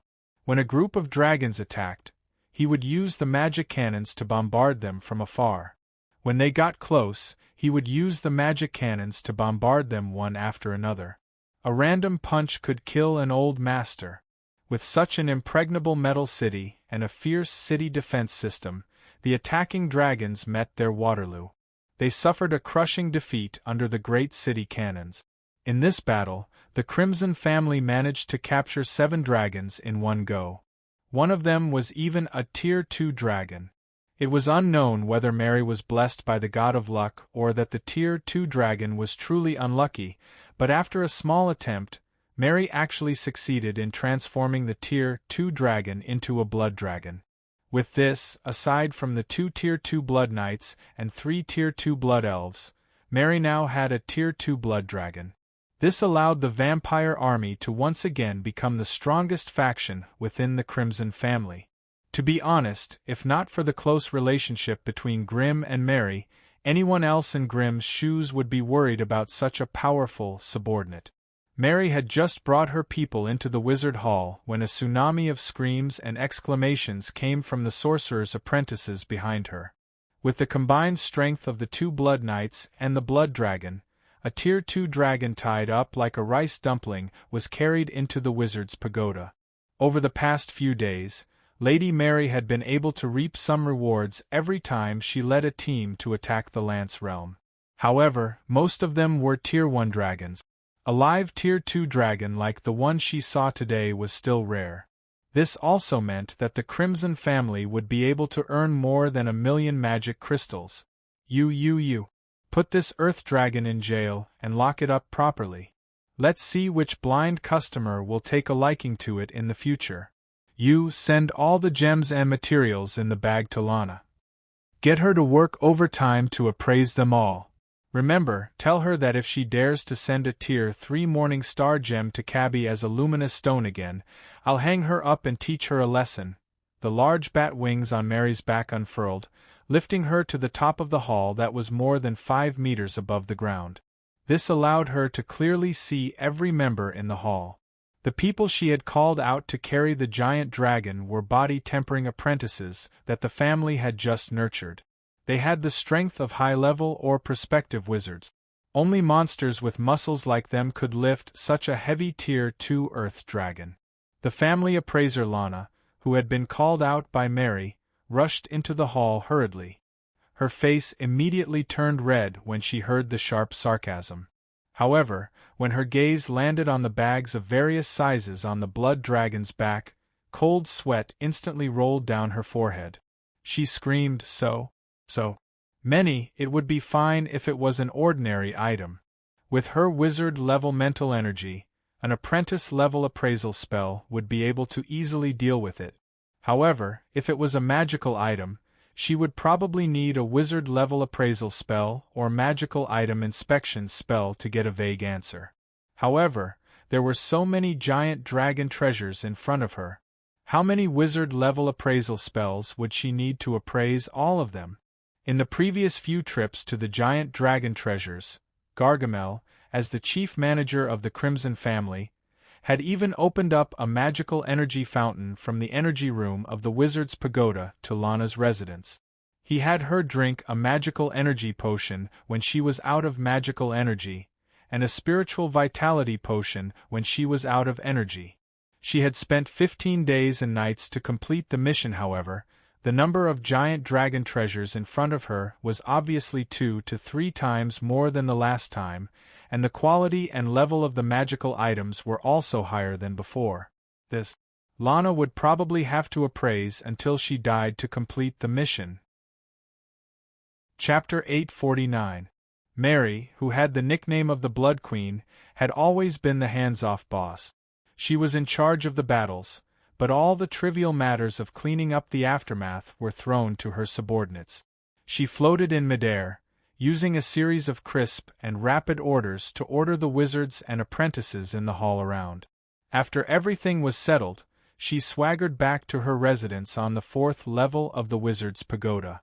Behind her, the core members of the Pink Army also dispersed, starting to deal with their personal affairs. A moment later, Mary was already in her residence. Her blood-red eyes scanned the familiar residence, and she stretched lazily. She quickly threw off the deerskin boots on her feet, then casually undressed as she yawned and walked toward the bathroom. In a corner of the residence, there was a bathtub made of white marble, with steam rising from it. Countless bright red rose petals floated on the surface of the warm water. There were exquisite dragon heads carved out of stone on the walls of the 4 corners of the bathtub, and hot water was flowing out of them. The air was filled with the fragrance of flowers and trees. 2 blood elf maids in thin clothes were kneeling at the side, their heads lowered, not daring to raise their heads to look at Mary's alluring figure. Mary let out a faint smile. Her delicate and white feet lightly tapped on the slightly cold and smooth floor, then she slowly walked towards the bathtub with her naked body. But Mary's body suddenly froze when she arrived in front of the 2 blood elf maids. She suddenly turned around, her blood-red eyes staring coldly at an empty spot in the hall. "Who is it? Come out!" With a loud roar, Mary's delicate and beautiful fingers clawed forward. A large blood-colored hand appeared out of thin air with a sizzling sound, grabbing at the suspicious void. "I haven't seen you for so many years, but you're still so hot-tempered."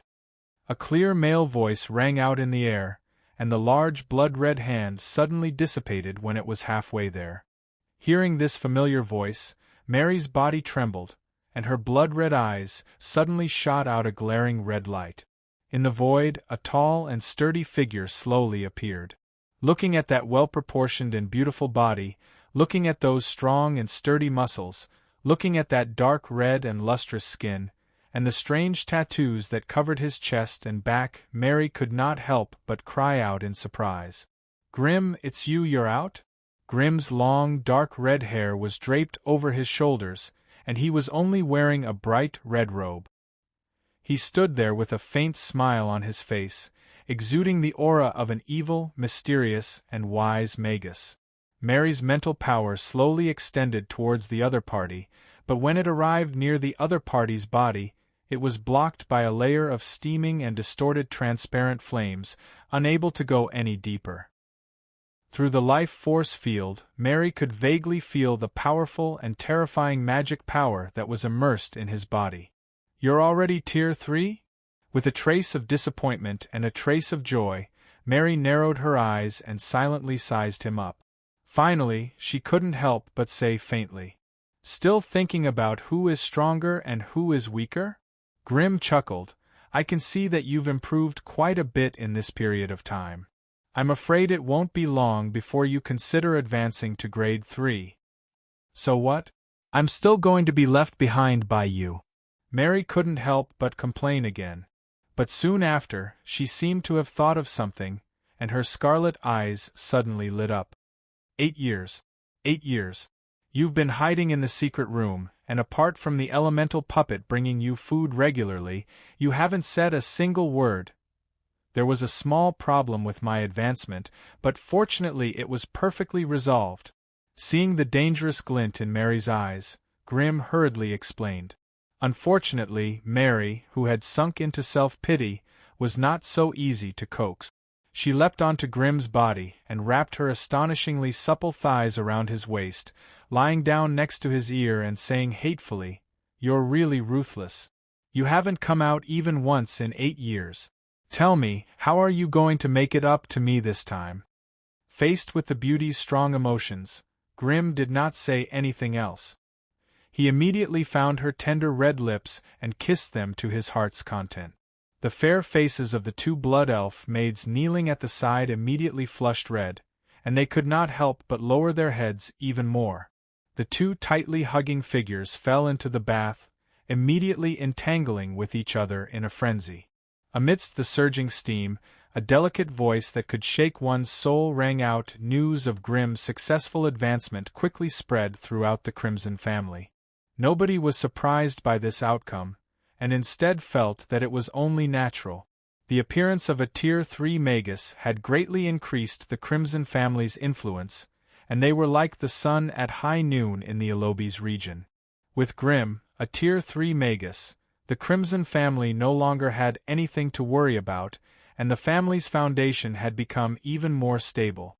Only with a Tier 3 magus could the Crimson family truly live up to its name as a large magus family. Of course, it was impossible for the Crimson family to become a powerful family without a Tier 4 magus. Grim, Elementary Tier 3 Class Identity. Elemental Magus, Fire Specialization, Basic Stats, Strength 18 plus 2, Constitution 21 plus 1, Agility 11 plus 1, Spirit 32 plus 4, Class Skills. Body of Fire, Body of the Flame Demon. After this advancement, Grimm had gotten rid of his previous reliance on the Flame Demon transformation and completely integrated the strength of the magic tattoo into his body. Previously, he could only rely on the Flame Demon transformation to strengthen his body. Now, he had solidified the body of the Flame Demon, no longer restricted by time. Moreover, each of the 5 pieces of the Flame Demon set was a Tier 2 Magus equipment, but when combined, they could rival a Tier 3 Magus equipment. It was only after Grimm became a Tier 3 Fire Shaman that he was able to display their true might. After removing the unnecessary soul contract, Grimm's only soul weapon, the Plague Spirit, had grown stronger, becoming a mysterious existence at the peak of Tier 2. When Grimm needed to fight, the Plague Spirit could buff him with a poison aura, increasing his poison resistance and adding a portion of poison damage to his attack. However, Grimm had just advanced and had yet to learn any Tier 3 spells. Right now, he would need to spend another year or two to deduce a Rank 2 spell into a Rank 3 spell. During this period, he was not suited to fight against veteran Tier 3 Magi. Fortunately, with the AI chip's help, Grimm could do whatever he wanted. Once the AI chip was done, Grimm would receive the Tier 3 spell model and be able to quickly convert it into his own strength. Hence, the first Rank 2 spell that Grimm gave the AI chip was Magma Fireball. This was the spell that Grimm was most familiar with, and it was also the spell that he used the most. AI chip, prepare to derive and calculate the lava fireball and expand it into a Tier 3 spell. Beep. Mission accepted. Prerequisites have been prepared. Calculating data. Estimated time: 36 days, 15 hours, 29 minutes, 35 seconds. Hearing the AI chip's feedback, Grimm could not help but narrow his eyes. In the Magus world, spells that were suitable for oneself were the strongest spells. Although the various Magus families and organizations had a certain amount of high-ranked spells in reserve, the ones that were released to the public were only the basic models. These spell models either had huge side effects or had extremely harsh prerequisites. Hence, every high-ranked Magus would optimize and adjust the spells they had grasped, making them more compatible with their own soul attributes and the characteristics of their spells. Even with the AI chip, Grimm needed such a long time to derive a new Tier 3 spell. How did other Tier 3 Magi get through this gap? White Tower. Sparkling snowflakes danced in the air. After 3 consecutive days of heavy snow, the entire Icewind territory was covered in a layer of pure white snow. Mountains in the distance, rivers in the vicinity. Everything between heaven and earth was wrapped in silver, creating a beautiful sight. At the teleportation formation in front of the White Tower, a group of acolytes were carefully sweeping away the accumulated snow under the command of the Magus on duty. At this moment, the teleportation formation that was covered in snow suddenly emitted a milky white light, which quickly spread to every magic node of the teleportation formation. As the runes lit up one by one, the snow on the teleportation formation began to flow outwards due to the repelling force of the defensive spell formation. A few acolytes who were unable to dodge in time were immediately covered in snow, looking battered and exhausted. Quick, quick, quick! Leave the teleportation formation. Someone is about to be teleported over. The Magus on duty hurried them, and the acolytes hurriedly retreated to the periphery. After tidying up their appearances, they anxiously stood behind the Magus. At this moment, the milky white light in the teleportation formation had already merged into one, and a transparent protective barrier covered the teleportation formation. This barrier could not only block the transmission of spatial ripples, but also protect the Magi who were teleporting. Hence, it was a part of the teleportation formation that had to be carefully maintained. With a muffled sound, white light flashed, and the power of space filled the air. 2 tall figures, one male and one female, appeared in the teleportation formation. Looking at the familiar slender figure and the familiar blood-red bat wings, the magus on duty, Wooka, hurriedly bowed and said in a loud voice, "Welcome, Lady Mary, to the White Tower." Wooka was a thin, newly advanced magus with a pair of triangular eyes. He was also a native of the north. As he could not bear the discrimination and oppression of the northern magi, he had chosen to rely on the Crimson family as an associate magus. With the Crimson family's support, he had successfully advanced. It was because of this that Wooka felt an indescribable sense of gratitude towards the Crimson family. Hence, he had taken the initiative to take on the arduous task of maintaining and managing the teleportation formation. Over the years, as a leading figure of the Crimson family, Mary had frequently traveled between the White Tower and the Blazing Flame Monarch, which was why Wooka was familiar with her. However, when he tilted his head slightly and secretly sized up the tall and imposing male magus, his gaze immediately met with the burning eye, which contained a powerful aura. The moment their gazes met, Wooka felt a piercing pain in his eyes, and a strange burning sensation surged around his body. Chapter 850. Are you a new magus in the past 2 years? Grim asked softly, sizing Wooka up and down. Wooka forced himself to open his eyes, which were blurred by tears. He felt a stinging pain in his eyeballs, and knew that his eyes had suffered real damage. Hearing the question, he could only force his eyes open and bow in the direction of the voice. "My lord, I've just advanced less than 2 years ago. I'm in charge of guarding the teleportation circle." Mary giggled when she saw Wooka's timid look. "Look at you. Even the Magi in the family don't recognize you after such a long time." Grim rubbed his nose and laughed bitterly. He took out a small potion bottle and threw it to Wooka. "There are a few drops of primary life liquid in here. Take it back and drip it into your eyes or you'll go blind." As soon as he heard that it was the life original fluid, Wooka immediately grasped the bottle tightly and said with a flattering smile, "Sir, you are." Grim did not reply. Instead, he stood on the spot and looked into the distant horizon. There, at the end of the vast white horizon, a small black dot was rapidly growing larger, accompanied by a violent hurricane like the roar of mountains and the roar of tsunamis. "So it's you, Grim. You've made me wait." A majestic dragon over 30 meters long, covered in fine azure scales, flapped its wings and swooped down from the sky. It quickly transformed into a majestic man wearing blue scale armor. As he rushed over, he yelled at Grim. He was obviously very angry. However, when he smelled the strange elemental vibrations around Grim's body and the layer of transparent magic flames, he immediately quietened down. You've reached rank 3? The rank 3 Thunder Dragon arms stared at Grim in disbelief. His green eyes filled with shock and disbelief. Although he had long since known that Grim would advance sooner or later, he still did not expect it to happen so quickly. If Grim was only a rank 2 magus, even if they had signed a partnership contract, Arms would still have the upper hand.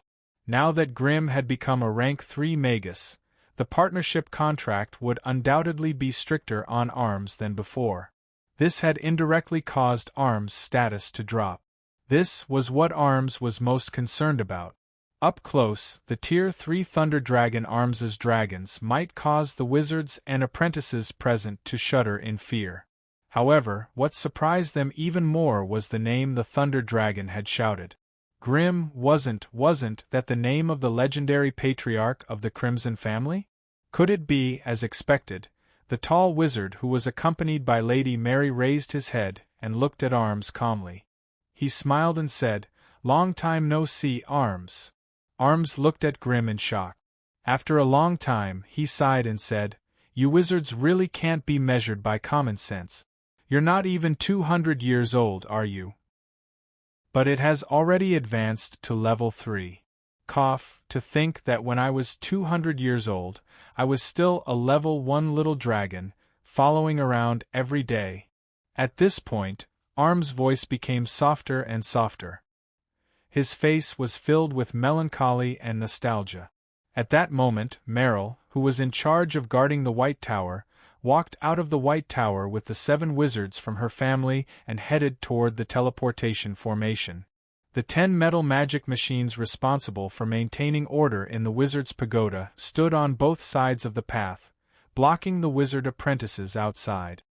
"Congratulations, teacher! Congratulations, teacher!" Merrill was the first to bow. Behind her, the wizards of the 7 families, both men and women, bowed as well. Grimm slowly retracted his energy aura, saving himself the trouble of blinding a group of wizards from his family. The current him, even if he didn't support the burning domain, the flame energy that seeped out from his body could still harm any life form that looked directly at him. As a level 3 wizard, the so-called level 1 wizards of the past were as weak as ants in his eyes. If he did not retract his energy aura, the light and heat he emitted would be enough to blind or incinerate them. Grimm now understood why the high-level wizards chose to live alone instead of mingling with the low-level wizards. The main reason was that the energy aura of a high-level wizard was too powerful.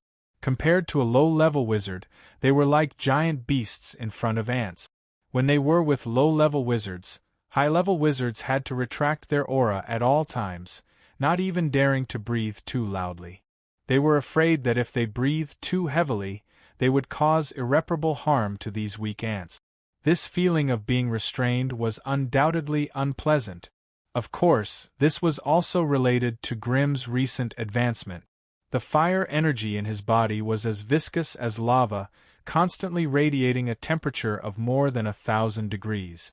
This high temperature combined with the flames on the surface of his body to form a strange and twisted life force field.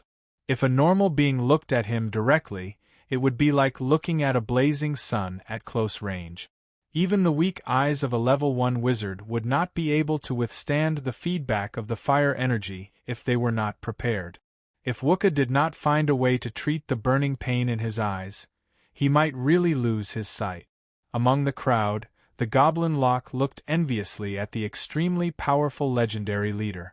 He was surrounded by many wizards as he slowly made his way through the crowd towards the wizard's pagoda. Just now, he had secretly turned on the energy monitor on his goggles, but when he aimed the goggles at the legendary leader, the monitor exploded with black smoke. It was broken. This made Locke, who already had the strength of a quasi-wizard, speechless again. Were level 3 wizards already this powerful? If he was this powerful being that he could only look up to, how wonderful would the world be? Little Locke drooled as he was lost in his thoughts. The former Shadowlight team had long since disappeared. That quasi-sorcerer Ponter was undoubtedly an unlucky one. He suffered a backlash in the process of attempting to advance, and his strength regressed to the level of a senior apprentice. His mental energy had been tested by several wizards and could no longer be repaired. He no longer had the ability to break through to become a wizard. Thus, 4 years ago, Ponter left the Crimson family and returned to his own family. It was said that he had married and had children there, living a happy but mediocre life. As for the female plant apprentice Eichel, who usually went around with Ponter, she had barely managed to become a high-level wizard and was currently learning potion making under Wizard Salu. With her progress, it would be difficult for her to reach the level of a quasi-wizard before her mental energy stabilized. With such an innate talent, it would be difficult for any Magus family to obtain resources that were inclined towards him. The body refinement apprentice Daxos was still a high-level apprentice. He had now become a member of the Supreme Magic Machine Team, which was a combat team formed by the Goblin Lock. Another former member of the team, the Transformation Apprentice Blanco, had unexpectedly died in the Black Forest. It was said that he was torn to pieces by a 2-headed ogre chief. After that, although Locke had used an alchemy bomb to destroy the cave where the ogres lived and avenged Blanco, he could not change the fact that Blanco had died in battle. In the past 8 years, more than 60 apprentices of the Crimson family had died in battle due to various reasons in the Black Forest to the east. However, their sacrifice was not in vain. The Crimson family had also exterminated hundreds of strong magical creatures. It was precisely by relying on successive batches of sorcerer apprentices that the Black Forest, which was about 300 miles east of the White Tower, had already become a safe zone. Even normal people without extraordinary powers could carry out basic tasks, such as logging and harvesting, as long as they were not too unlucky. In order to increase the defense of the people of the White Tower, the Crimson family began to promote an alchemy gun among the people. There was no need to rely on magical energy or worry about personal talent. Any adult could easily learn how to use an alchemy gun after a short period of practice. Within a range of 10 to 70 meters, the metal pellets fired from the alchemy gun had a physical attack of up to 15 degrees. This was already very close to the attack power of a beginner apprentice. However, in order to train a beginner apprentice, a certain degree of elemental talent was required. Secondly, it would take 1 or 2 years to break through the threshold of meditation. However, the alchemy gun did not have this limitation. As long as it was distributed and the people of the White Tower practiced diligently, they would easily have a certain degree of self-defense. This way, the people would not have to worry about the threat of wild beasts when they entered the Black Forest and went to the sawmills and pastures. It was even possible to hunt down some low-level magical creatures that escaped the net if they cooperated well. In order to maximize the armaments of the people of the White Tower, the alchemy gun was distributed to almost everyone for free. Every month, the people who had registered with the White Tower could receive a certain amount of ammunition for free. This was also a convenient method for the Crimson family to rope in the people. If the Crimson family did not have a goblin plane, they would not have the ability and qualifications to arm the people of the lower class so extravagantly. With the support of Wizard Merrill, 7 small villages and a medium-sized town had appeared around the White Tower. The purpose of their existence was to provide all kinds of living supplies and basic security for the wizards and apprentices living in the White Tower. Of course, it also included some underground erotic places. Chapter 851. Lance Plain, Everlasting Capital. The milky white light in the teleportation formation slowly dissipated, revealing a dozen or so tall figures.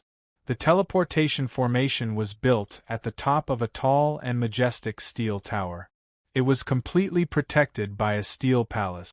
Through the narrow windows on all sides, one could see the towering sky of Lance Plain, the blue sky, and the fluffy white clouds that looked like cotton candy. The air was filled with an aura of freedom and contentment. Arms could no longer resist the yearning in his body and mind. He strode out of the steel palace and turned back into his giant dragon form, roaring as he soared into the sky. Behind him, 8 dragons of different colors roared and soared into the sky as well. They had been away from Lance Plain for 8 years, and they were almost suffocated. In Lance Plain, they were the heavens, the gods, and the rulers of all living things. They could soar freely in the blue sky and use their majestic dragon aura to scare the ants beneath them and make them flee in all directions for fun. They could descend at will and feast on the delicacies of the land, plundering the beauties and riches of other races. However, in the wizard world, it wasn't the dragons that ruled, but the wizards. In that gloomy and strange world, dragons had to coil up and tigers had to lie low. Keeping a low profile was the only way to preserve one's life. If they were too arrogant and attracted the attention of a high-ranked wizard, there were many powerful beings in the wizard world who could kill them. Arms, who was used to enjoying life, was not used to it. He had barely soared in the sky in the past 8 years, and his range of activity was limited to 100 kilometers of the forest around the White Tower. Once he left the White Tower's protection, his life would be in danger. Therefore, Arms, Edina, and the Green Dragons were all very excited after returning to Lance Plain. They started to play around in the sky as if they were having fun. For a moment, dragon roars sounded in the sky above Everlasting Capital, and the entire steel city became noisy and noisy. The appearance of such a large group of dragons did not disturb the endless flow of people in the Steel City. The natives of Lance, who were of different skin colors and races, stopped in their tracks and looked up at the giant dragon circling in the sky. Then, they continued their journey nonchalantly. The cloned brain Jelu, who was half the owner of the Eternal Capital, was already waiting respectfully in front of the teleportation array. Seeing Grimm, who was wearing a red robe and had a powerful magic aura around him, he finally believed the rumors. He could not help but flatter Grimm. "Welcome, Master Grimm." Grimm glanced at Gru. He could sense a trace of caution from Gru's words and demeanor. His tone was no longer as slippery and frivolous as before. It seemed like these beasts still liked to treat others based on their individual strength. In the past, when Grimm was controlling a level 3 brain monster at level 2, Grimm's refusal and hesitation were obvious. Every once in a while, Grimm would have to prune the evil branches that shouldn't be there. However, now that Grimm had reached Tier 3, Gru's attitude had undergone a 180-degree change. For the first time, Grimm felt a hint of sincerity when Gru called him Master. Grimm walked out of the Steel Palace and arrived at the edge of the tower. He slowly scanned the Steel City below him. To be honest, under the influence of his previous life, the Eternal Capital that Gaz Lvi built was getting closer and closer to the Steel City in Grimm's mind. The Steel Tower was 700 meters tall, but it was not the tallest building in the Steel City. The entire Eternal Capital was built according to the mountain, and all the buildings and facilities were made of special metals. It gave off a strange feeling of coldness, gloominess, and indestructibility. Inside the Eternal Capital was a tall steel tower. It was 2 miles wide, and the top gradually narrowed until it was hidden above the clouds. The rest of the buildings and facilities were like appendages attached to the steel tower, with strange branches and spikes extending from the steel tower. The teleportation tower that Grimm was in was one of them. Only magic machines and magi were allowed to enter the Eternal Capital Tower. The other native organizations could only choose to build their own straw huts or other strange residences at the base of the steel tower. Looking down from a height of 700 meters, Grimm could even see a strange swamp forest nearby. There were also hundreds of swamp creatures living there. "What's that?" Grimm could not help but ask. "Master, that's the residence of the wetland lizardmen." Being half the owner, Gru naturally knew everything around the Eternal Capital like the back of his hand. "I wanted to let them live in the Eternal Capital, but they can't live without the moist swamp. I had no choice but to demarcate an area and transform it into their residence." Grimm nodded silently. With his extraordinary vision, he could see the large forging furnaces built by the Highland dwarves, the lighthouse hive of the swamp flies, and the tall nest of the Thunder Rock at the top of a small hill.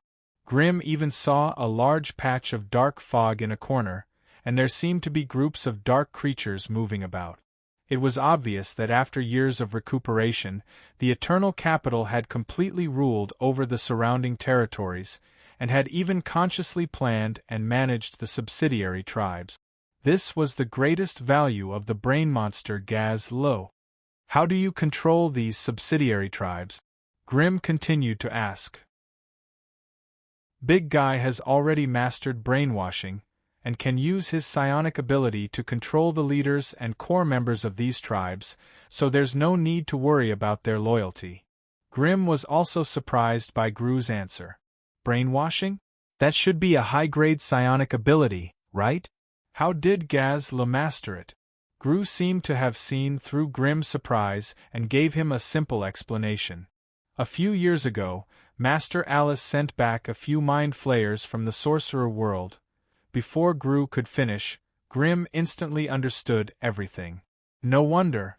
The mind flayers were famous psionic experts in the multiverse. They were a powerful and evil hermaphroditic creature that fed on the brains of intelligent beings, and strengthened themselves by sucking the blood and consciousness of their prey. They had a humanoid body, but a strange octopus-like head. Their eyes were milky white without pupils, and there were 4 wriggling tentacles near their mouths, 2 long and 2 short. The mind flayers were light purple in color, and their skin was cold and elastic like rubber, covered with a layer of disgusting mucus. Aside from the psionic ability, the mind flayers had no other special abilities. That was why they were a terrifying race that used their psionic ability to the extreme. They could use their psionic ability to brainwash intelligent beings, turning them into their loyal servants. They could use their psionic ability to simulate the effects of various spells, and were not affected by the magic resistance of living beings. Ordinary mind flayers were also known as spirit suckers, and they were at least grade 1 creatures. Only adult spirit suckers could be called mind flayers, and they were basically grade 2 or 3 powerful individuals. The fact that Alice was able to capture a mind flayer and give it to Gaz Ruvi was indeed to his liking. The grade 3 brain monster, Gaz Lu, had a strange body and frighteningly high strength, but he did not have the individual combat power to match it. One of the main reasons was that Gaz Lu's thoughts came from the weak goblins. Even if he became a grade 3 brain monster, he could not naturally master the powerful psionic ability. So, Alice had really found a good teacher for Gaz Lu. However, Grimm did not know if Gaz Lu had skinned him alive, or if he had only devoured his body. Even if he had the chance, he did not want to know. That scene would definitely make anyone throw up last night's dinner. After descending the teleportation tower, Grimm followed a winding corridor and passed through a few spatial corridors before he arrived at the interior of the giant steel tower, with Gru leading the way. The guards and sentries here were all fully armed metal magic machines.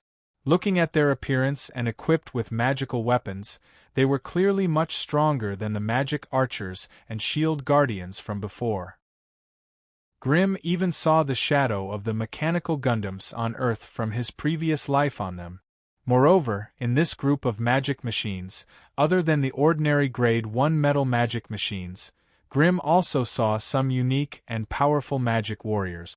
The metal armor on the surface of their bodies flickered with a faint light, overflowing with magical halos. It was obvious that they were specially made magic alloys. In terms of basic combat power, these magic warriors had already reached the standard of grade 2 creatures. They would be an extremely terrifying team if they were brought out. Gru's explanation was that they were a group of battle-type magic warriors made from a combination of magic iron alloy and magic-powered metal. They had the combat power of grade 2 creatures, and there were about 40 of them. Due to their small numbers, they could not form a large-scale formation. They could only be responsible for protecting Gru and some key departments in the giant steel tower. It was no wonder that Grimm did not see many of them along the way. The place where Gaz Lu and Grimm met was in the middle of the giant steel tower, which was also the core of the entire Eternal Capital. Gaz Lu's brain, which was the size of a 3-story building, floated in a large glass container, connected to the magic furnace below him through countless metal pipes. Every moment there would be a huge amount of magical energy gushing out of the magic furnace, pouring into Gaz Lu's brain before being transported to every corner of the Eternal Capital through special pipes. Chapter 852. It was no wonder that only the cloned brain Jellu had been running around all these years. With the brain monster Gaz Ruvi's expanding brain, it would be extremely difficult for him to even leave the room. When Grimm strode into the Steel Palace, thousands of hidden and sinister threads of mental power coiled around him from all directions. If Grimm was not prepared, it was very likely that these spiritual force threads would penetrate deep into his soul, causing some unpredictable situations to occur. In the past, with Gaz Ruvi's methods, there might have been a chance of success. However, with the increase in his rank, although Grimm's spiritual force was far from Gaz Ruvi's, it was more than enough to protect himself. His heart moved at will, and his will moved. The transparent and distorted life force around Grimm's body began to burn fiercely, causing the temperature of the Steel Palace to rise rapidly. Grimm's body did not change, but his berserk spiritual force had already invaded the entire hall along with the exploding flames. The countless strands of spiritual force quickly retreated the moment they came into contact with the transparent flames. The brain floating quietly in the large glass container suddenly moved, and a vast and majestic spiritual force slowly descended. Grimm did not show the slightest bit of cowardice. He held his head high and puffed out his chest. 2 clusters of dazzling bright yellow flames ignited in his black pupils, and his entire body was wrapped in transparent flames. His burning eyes stared coldly at the huge brain without blinking. In his consciousness, a series of warnings from the AI chip sounded out. Beat. Traces of a strange spiritual force have been detected. Traces of a strange spiritual force have been detected. Mental barrier and spiritual defense activated. Please leave the source of the spiritual force as soon as possible. However, no matter how the AI chip warned him, Grimm did not show any signs of leaving the steel hall. Instead, he raised the flames in his body to the limit. In Grimm's chest, the huge heart that was sealed in the abyssal Balrog was also beating crazily. Every time it beat, it would pump out an astonishing amount of fire magic energy to supply Grimm's burning domain. Several parts of Grimm's tall body lit up with dazzling magical light. There was a beautiful burning corona on top of his head, a blazing armband around his shoulders that shone like rings of fire, a fearless belt that looked like it was made of lava and fire snakes, a fire dragon's breath pendant that shone like a miniature sun hanging around his neck, and a pair of ashes boots that burned with terrifying flames. The magical power contained in these powerful magic tools lit up along with the strange rune lines and spell formations, quickly intertwining and forming a strange burning domain that covered the entire sky. Within this light red burning domain, all matter was ignited by the strange flame. The sky was burning, the earth was burning, and even the empty void was burning with a strange bright yellow flame that was rapidly expanding outwards. The burning domain and the psychic esper ability immediately tangled and killed each other in the void. They were like 2 gigantic armies. One was as violent as fire, its invasion ferocious and fast, while the other was like a blade, wrapping up layer upon layer, capable of mincing any matter or spirit into pieces. Both sides continuously collided and tangled in the void. Sometimes, the flames had the upper hand, and the psychic esper ability had the upper hand. Both sides fought back and forth, turning the entire hall into a battlefield. They were evenly matched, and the fight was exceptionally fierce. Overall, Gazruvi's psychic esper ability was undoubtedly 10 times larger than Grimm's, but in terms of psychic esper ability, Grimm clearly had the upper hand. One was huge and scattered, while the other was small and condensed. Both sides seemed to be on different levels of power, but through the repeated collisions and entanglement, it was obvious that the smaller Grimm's burning domain was superior. The burning domain and the psychic esper ability clashed and intertwined, growing and expanding bit by bit. Soon, it covered hundreds of meters of space in the hall, and was about to touch the edge of the large glassware. Once Gazruvi's brain was drawn into the battlefield, he was destined to lose. The next moment, the huge psychic esper ability suddenly retracted all of its power, and an extremely calm psychic voice resounded throughout the hall. Congratulations on successfully advancing to Grade 3. Master Grimm also took the opportunity to retract his burning domain, allowing it to quietly burn less than half a meter in front of the glassware.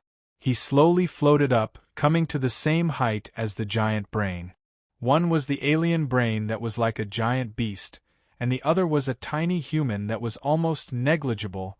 The two silently faced each other, as if they were at each other's throats. "We didn't have to be so stiff." The psychic voice resounded in the air again. Grimm's solemn face finally showed a trace of a smile, and he said lightly, "Powerful power, of course, needs a powerful mind to control it.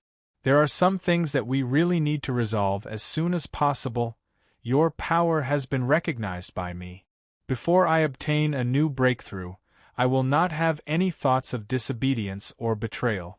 I hope you can believe this." The psychic voice spoke slowly, fully showing Gaz Ruvy's careful consideration. Grimm said lightly, "I believe you. And I'm looking forward to your breakthrough. If I can't control your power and suffer the backlash, I won't blame you, I'll only blame myself for not working hard enough." The hall suddenly fell silent for a moment. After a long time, Gaz Ruvy's strange psychic voice resounded once more. "You are a powerful magus worthy of respect. I hope you can be as powerful as you are forever." After saying this, under Grimm's omniscient elemental vision, the giant brain floating in the glassware turned from a glaring crimson to a friendly light green. Grimm finally heaved a sigh of relief in his heart. These high-grade slaves were really difficult to deal with. If the master's power was slightly weaker, they would easily suffer the backlash. In the situation just now, if Grimm could not resist the invasion of the psychic ability, it was very likely that his consciousness and thoughts would be controlled. At that time, Grimm would also become the sole slave of Gaz Ruvy, offering all his wealth and knowledge to Gaz Ruvy, and then willingly giving his brain to Gaz Ruvy to eat. This was the fate of most soul slaves of the Mind Stealer. Alice, she tried to strengthen Gaz Ruvy, but she didn't even tell me in advance. If I hadn't advanced to grade 3, the blazing domain formed by the blazing set equipment set, and the new amplification Mageweth, I'm afraid it would have been extremely difficult for me to win this invisible war, Grimm thought angrily. However, he did not really blame Alice. She must have predicted this situation in advance, which was why she boldly helped Gaz Ruvy increase his power. However, as the person involved, Grimm was kept in the dark and almost made a fool out of himself.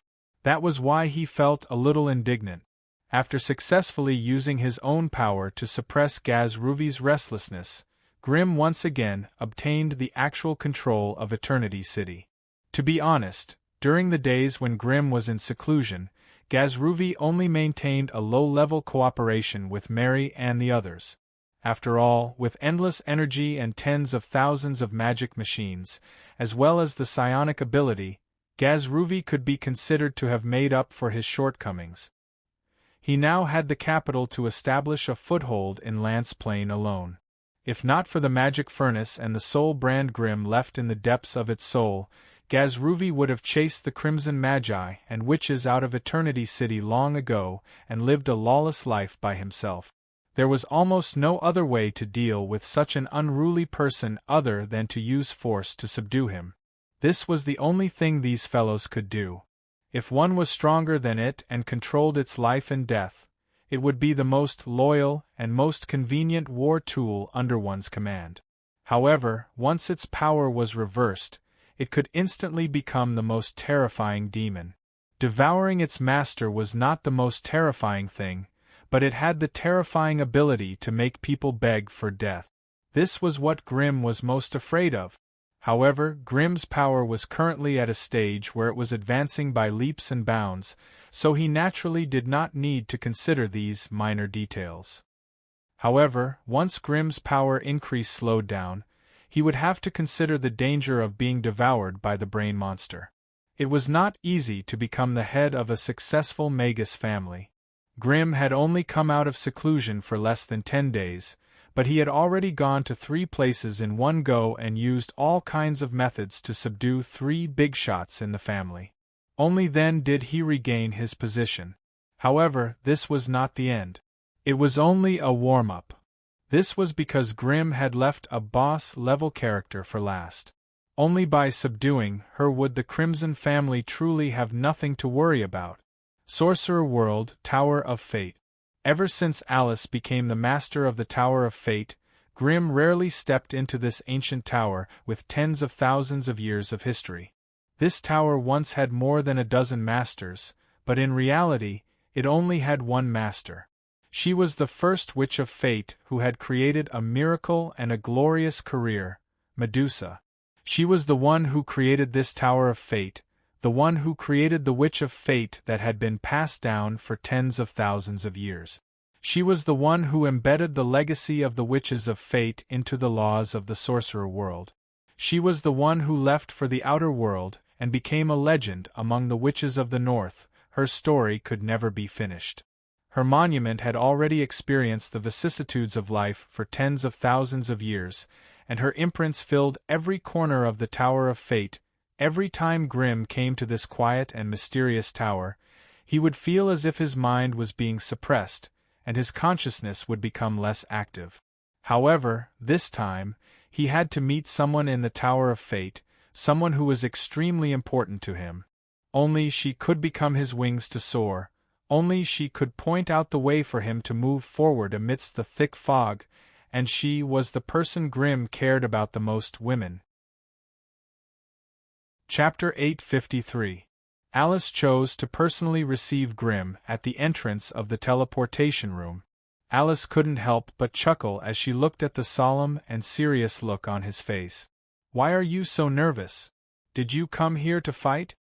Grimm raised an eyebrow and said with a double meaning, "I'm here to fight." Alice was startled at first, and then she began to shake with laughter.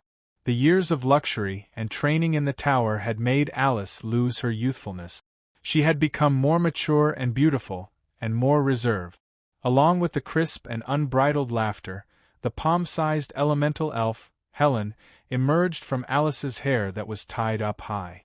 Seeing that it was Grimm, she immediately flapped her cicada-like wings and flew in front of him. She put her hands on her waist and pointed the magic wand in her hand at him. She screamed, "It's really you! You must think that you're strong, so you came here to show off your strength. Humph, let me tell you, with me here, I won't let you bully Alice." "How did you know that I'm here to bully Alice?"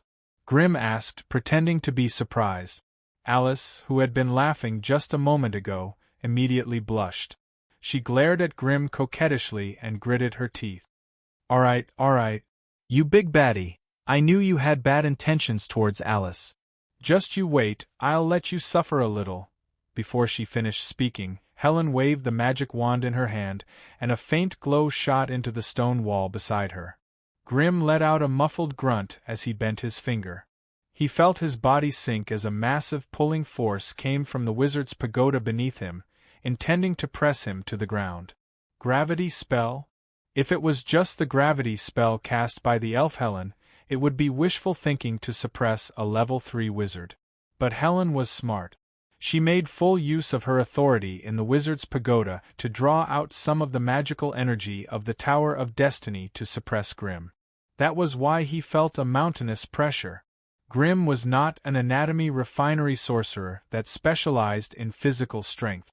Although his continuous advancement had allowed his strength to be on par with a newly advanced rank 2 anatomy refinery sorcerer, his elemental augmentation did not make him as proficient as an anatomy refinery sorcerer. After letting out a muffled grunt, Grimm's expression changed. He abruptly pulled open the collar of his robe and saw a faint flickering rune on his shoulder. Grimm could not help but be secretly surprised.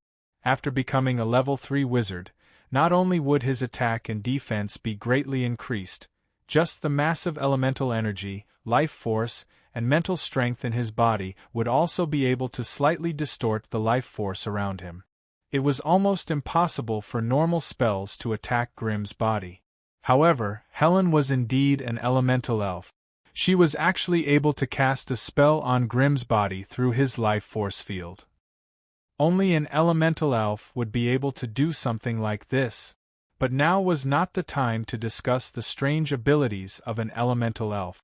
Without any preparation, Grimm's 20 points of strength and 22 points of vitality could not withstand the 300 degrees of gravity spell on his body.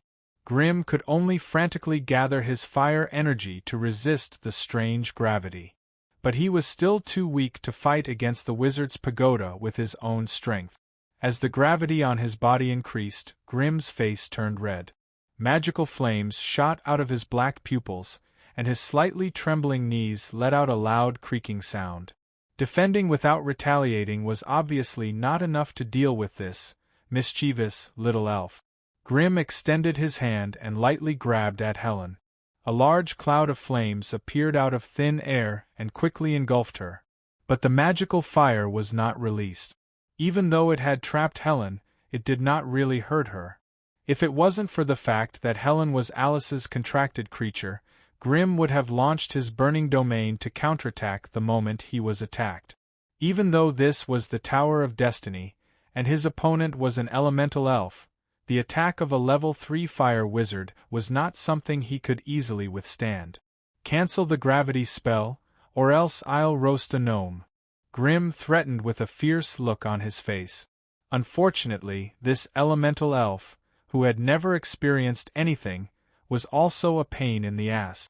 Even though she was scared to tears by Grimm's ferocity, she did not let go of the little magic wand in her hand. You bully me. I won't let you off." Even though she was surrounded by the magical fire, Helen was trembling in fear. But she still waved her magic wand with all her might, channeling the magical energy of the wizard's pagoda into the strange gravity rune. The next moment, Grimm's tragedy was real. The gravity on his body suddenly doubled, causing Grimm, who was barely able to support himself a moment ago, to feel weak in his legs, and he almost fell to the ground. Left with no choice, Grimm let out an angry roar and shot out a burning domain that was burning with flames. In order not to hurt the little elf and Alice, Grimm controlled the burning domain to prevent them from getting caught up in it. With the burning domain isolating the magical energy, the effect of the gravity spell on Grimm's body was reduced by half. Grimm wiped the cold sweat off his forehead and stood up straight. "All right, Helen, stop messing around." Alice shook her head and smiled bitterly. "If he did not go easy on you, you would have been injured. Do you still want to continue?" The elemental fairies were powerful, but their strength was based on the strength of their host. Mana regeneration, magic power halved, elemental resonance, elemental flail, outstanding resistance, focus. Most of the magical abilities they possessed were auxiliary in nature. The stronger their host was, the more powerful their supportive abilities would be. But in terms of one-on-one combat ability, the elemental fairies were clearly no match for a level 3 fire wizard. Alice grabbed Helen, who was still pestering Helen, and cut off the long-distance resonance between Helen and the Tower of Destiny's elemental pool. She then lightly flicked Helen's forehead as a punishment, and finally ended this meaningless battle. "Don't tell me this is the show of strength that you guys discussed?"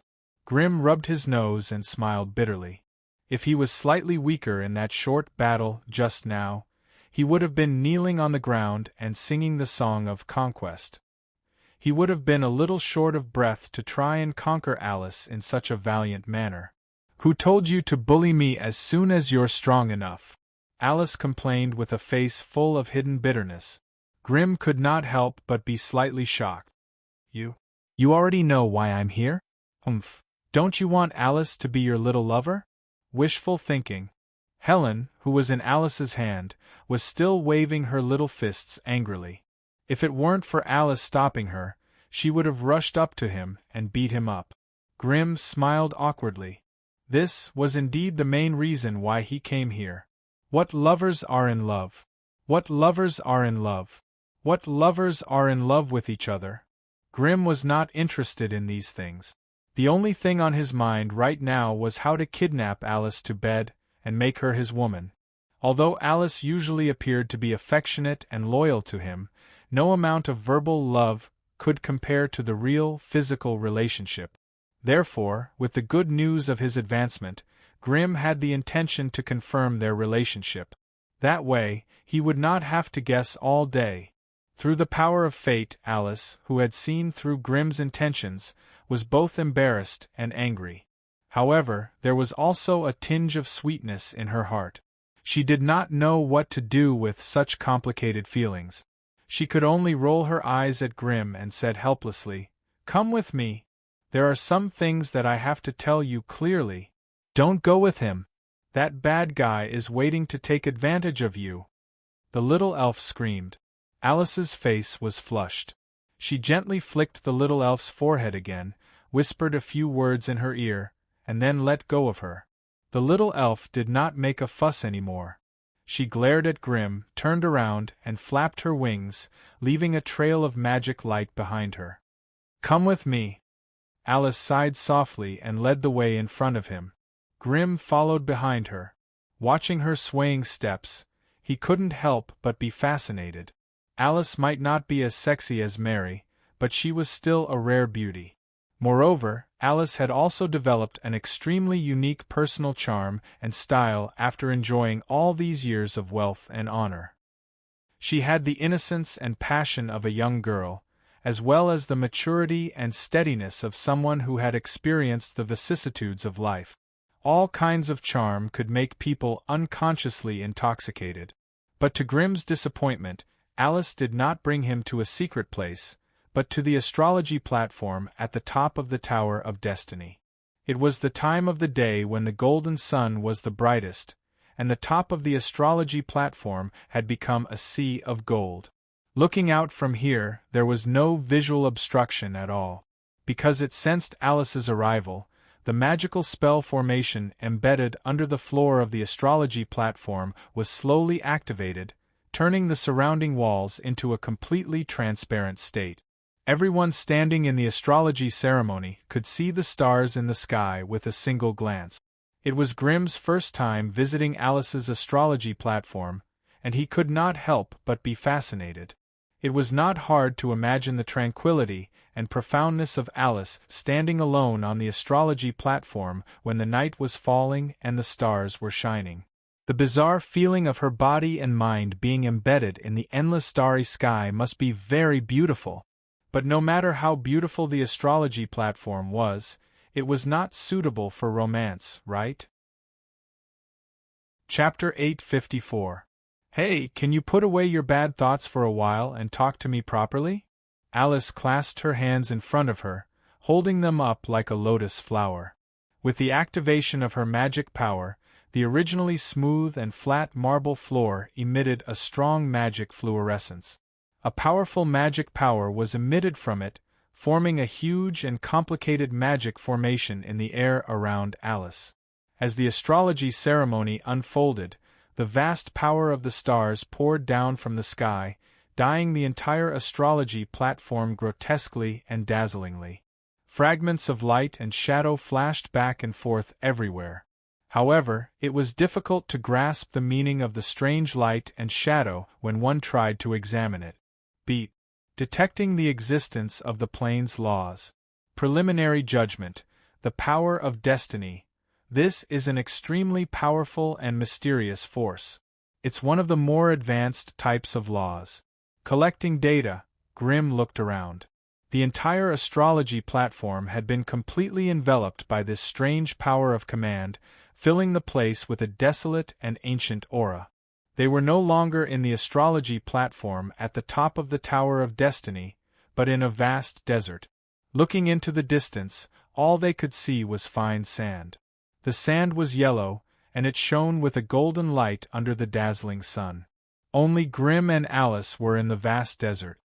Where is this? Grim picked up a handful of sand and ground it between his fingers. It was rough and hard. It was not an illusion, but something that really existed. I don't know. Alice sighed faintly. The power of destiny is too mysterious. I can't control it yet. So, I don't have a choice where it takes me. Grim asked. Alice put her hands behind her back and smiled. When a plane develops to the extreme, the plane's consciousness will awaken, and a great will be born. Most of the planes we've seen have only given birth to a hazy plane's consciousness, but they are limited by the lack of resources and can't continue to grow. But the world we're in, the sorcerer world, already has the qualifications to become a world will. This will be a sorcerer world with its own will. Grim listened attentively. As a low-ranked magus, he naturally had a deep understanding of the concept of a plane's consciousness. However, this matter involved high-level mysticism knowledge. There were many secrets of the world that he did not have the ability to explore or understand. But now, Alice was clearly teaching him a lesson, presenting the most realistic scene of the plane world in front of him. The Magus world had already given birth to a plane's consciousness, and it was preparing to grow into a world will. Such a secret would never exist in any witchcraft book, and of course, it would never be understood by low-ranked wizards. You mean, we live in a plane with our own thoughts and consciousness. It can hear and sense the thoughts and actions of any creature? Grimm's hair stood on end. Alice smiled faintly and said, "Don't think of the plane's consciousness as a simple and crude body of consciousness like humans. It's more like an amalgamation of the consciousness of billions of lives and matter within the plane. Its consciousness is too huge and chaotic, so it's impossible for it to give birth to a direct consciousness." Then what does it have? Instinct. Instinct? The instinct to survive, the instinct to develop, and the instinct to become stronger. Isn't this the same as those ignorant beasts? That's how it is. The plane's consciousness is very simple, and it will never be able to give birth to complex emotions and consciousness like humans. It's like a baby that hasn't even reached 1 month old. Although it desperately wants to grow, it can't express itself. From what you've said, I feel that the plane's consciousness is very fragile. It's not fragile at all. Although it doesn't have a clear consciousness and thinking, it has great power. It controls the laws, planes, power, and us within. Why did you think of bringing me here? Because only here, wrapped in the power of destiny, will our conversation be safe. Only then will we not be eavesdropped by that fellow. Grimm seemed to be deep in thought. Yes, the first witch of destiny, Medusa. She's now a rank 7 witch. Level 7. Grimm grinned and felt a headache coming on. You mean, she's our enemy now? She's my enemy. Alice emphasized the word I, but if you choose to help me, I'm afraid she'll also plot against you. Can I ask why she's our enemy? Grimm's tone became heavier. Because she's too powerful, and because she covets the authority of the Magus world's will. Because she's disturbed the order of destiny in the Magus world. She's been using her strange abilities to steal the power of destiny in the Magus world. This has seriously affected the birth of the world's will, so the plane's consciousness is very angry. That's why it chose me. Grimm listened quietly, and could not help but take a deep breath. Although Alice did not speak much, every word she said was about the deepest secrets of the Magus world. Without her analysis, Grimm was afraid that he would never be able to see the truth behind the layers of curtains. You mean that the plane's consciousness can no longer tolerate Medusa, and that's why it pushed for the War of Destiny, causing her plan to fail? Your choices and your growth are all under the control of the plane's consciousness? At this point, even Grimm felt a chill run down his spine. If the plane's consciousness was really like a ruler, spying on everything in the plane at all times, then would there still be any privacy in front of it? Would there still be secrets? What are you thinking? Alice could not help but rebuke. The plane's consciousness is not as senseless as you. It just instinctively dislikes Medusa's frequent interference with the law of destiny, so it frequently launches the War of Destiny.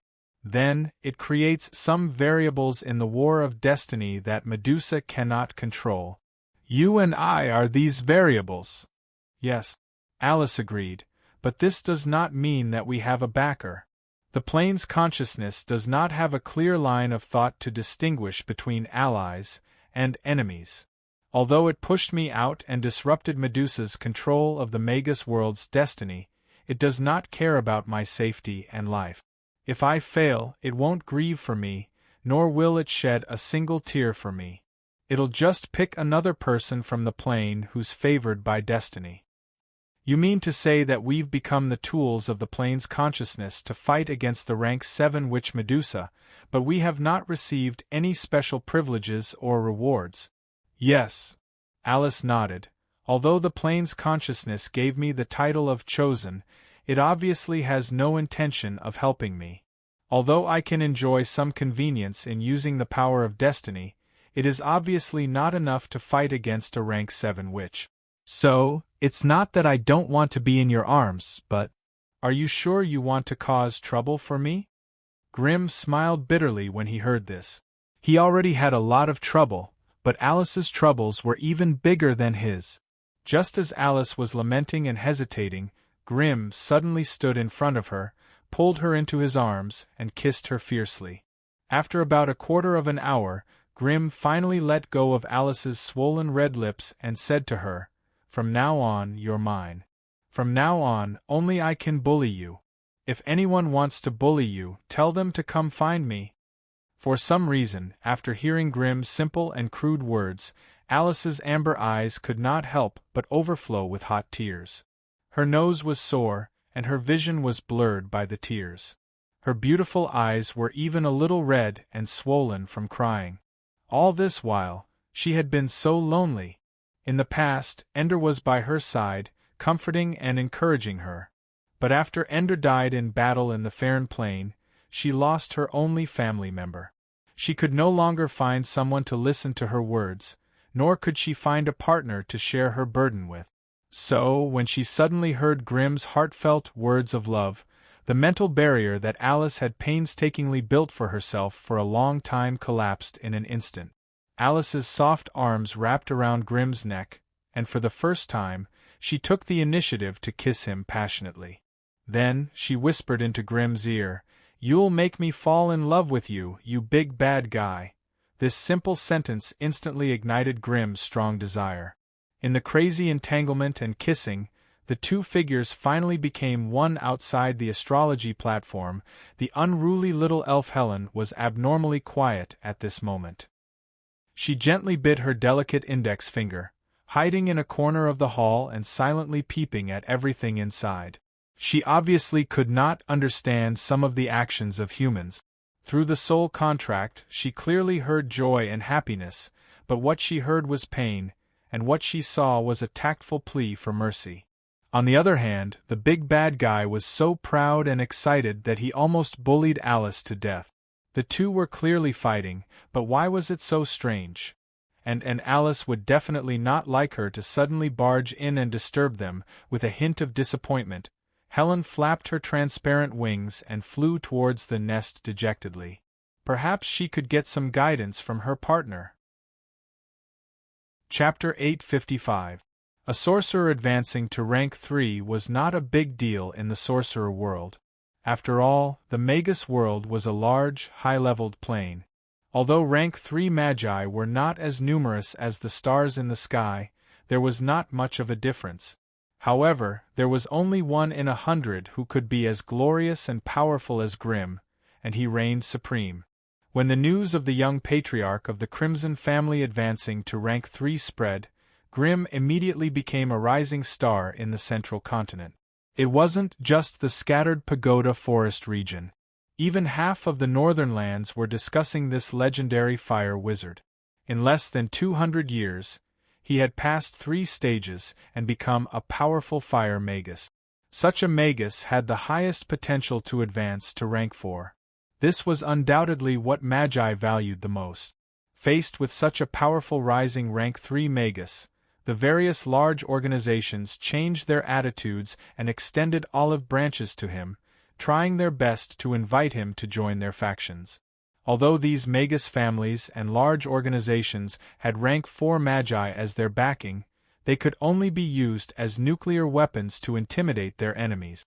In the daily activities of the family, the rank 3 magi were still the core of the activities. As for the Crimson family that Grimm had created, although it was developing well, it was still weak in the eyes of the large magus organizations. Over the past few days, the representatives of the large magus families that had set foot on the Crimson Throne all promised all sorts of good news. If Grimm was willing to join their families, they would be able to provide him with all the knowledge and resources needed to increase his strength and reach rank 4.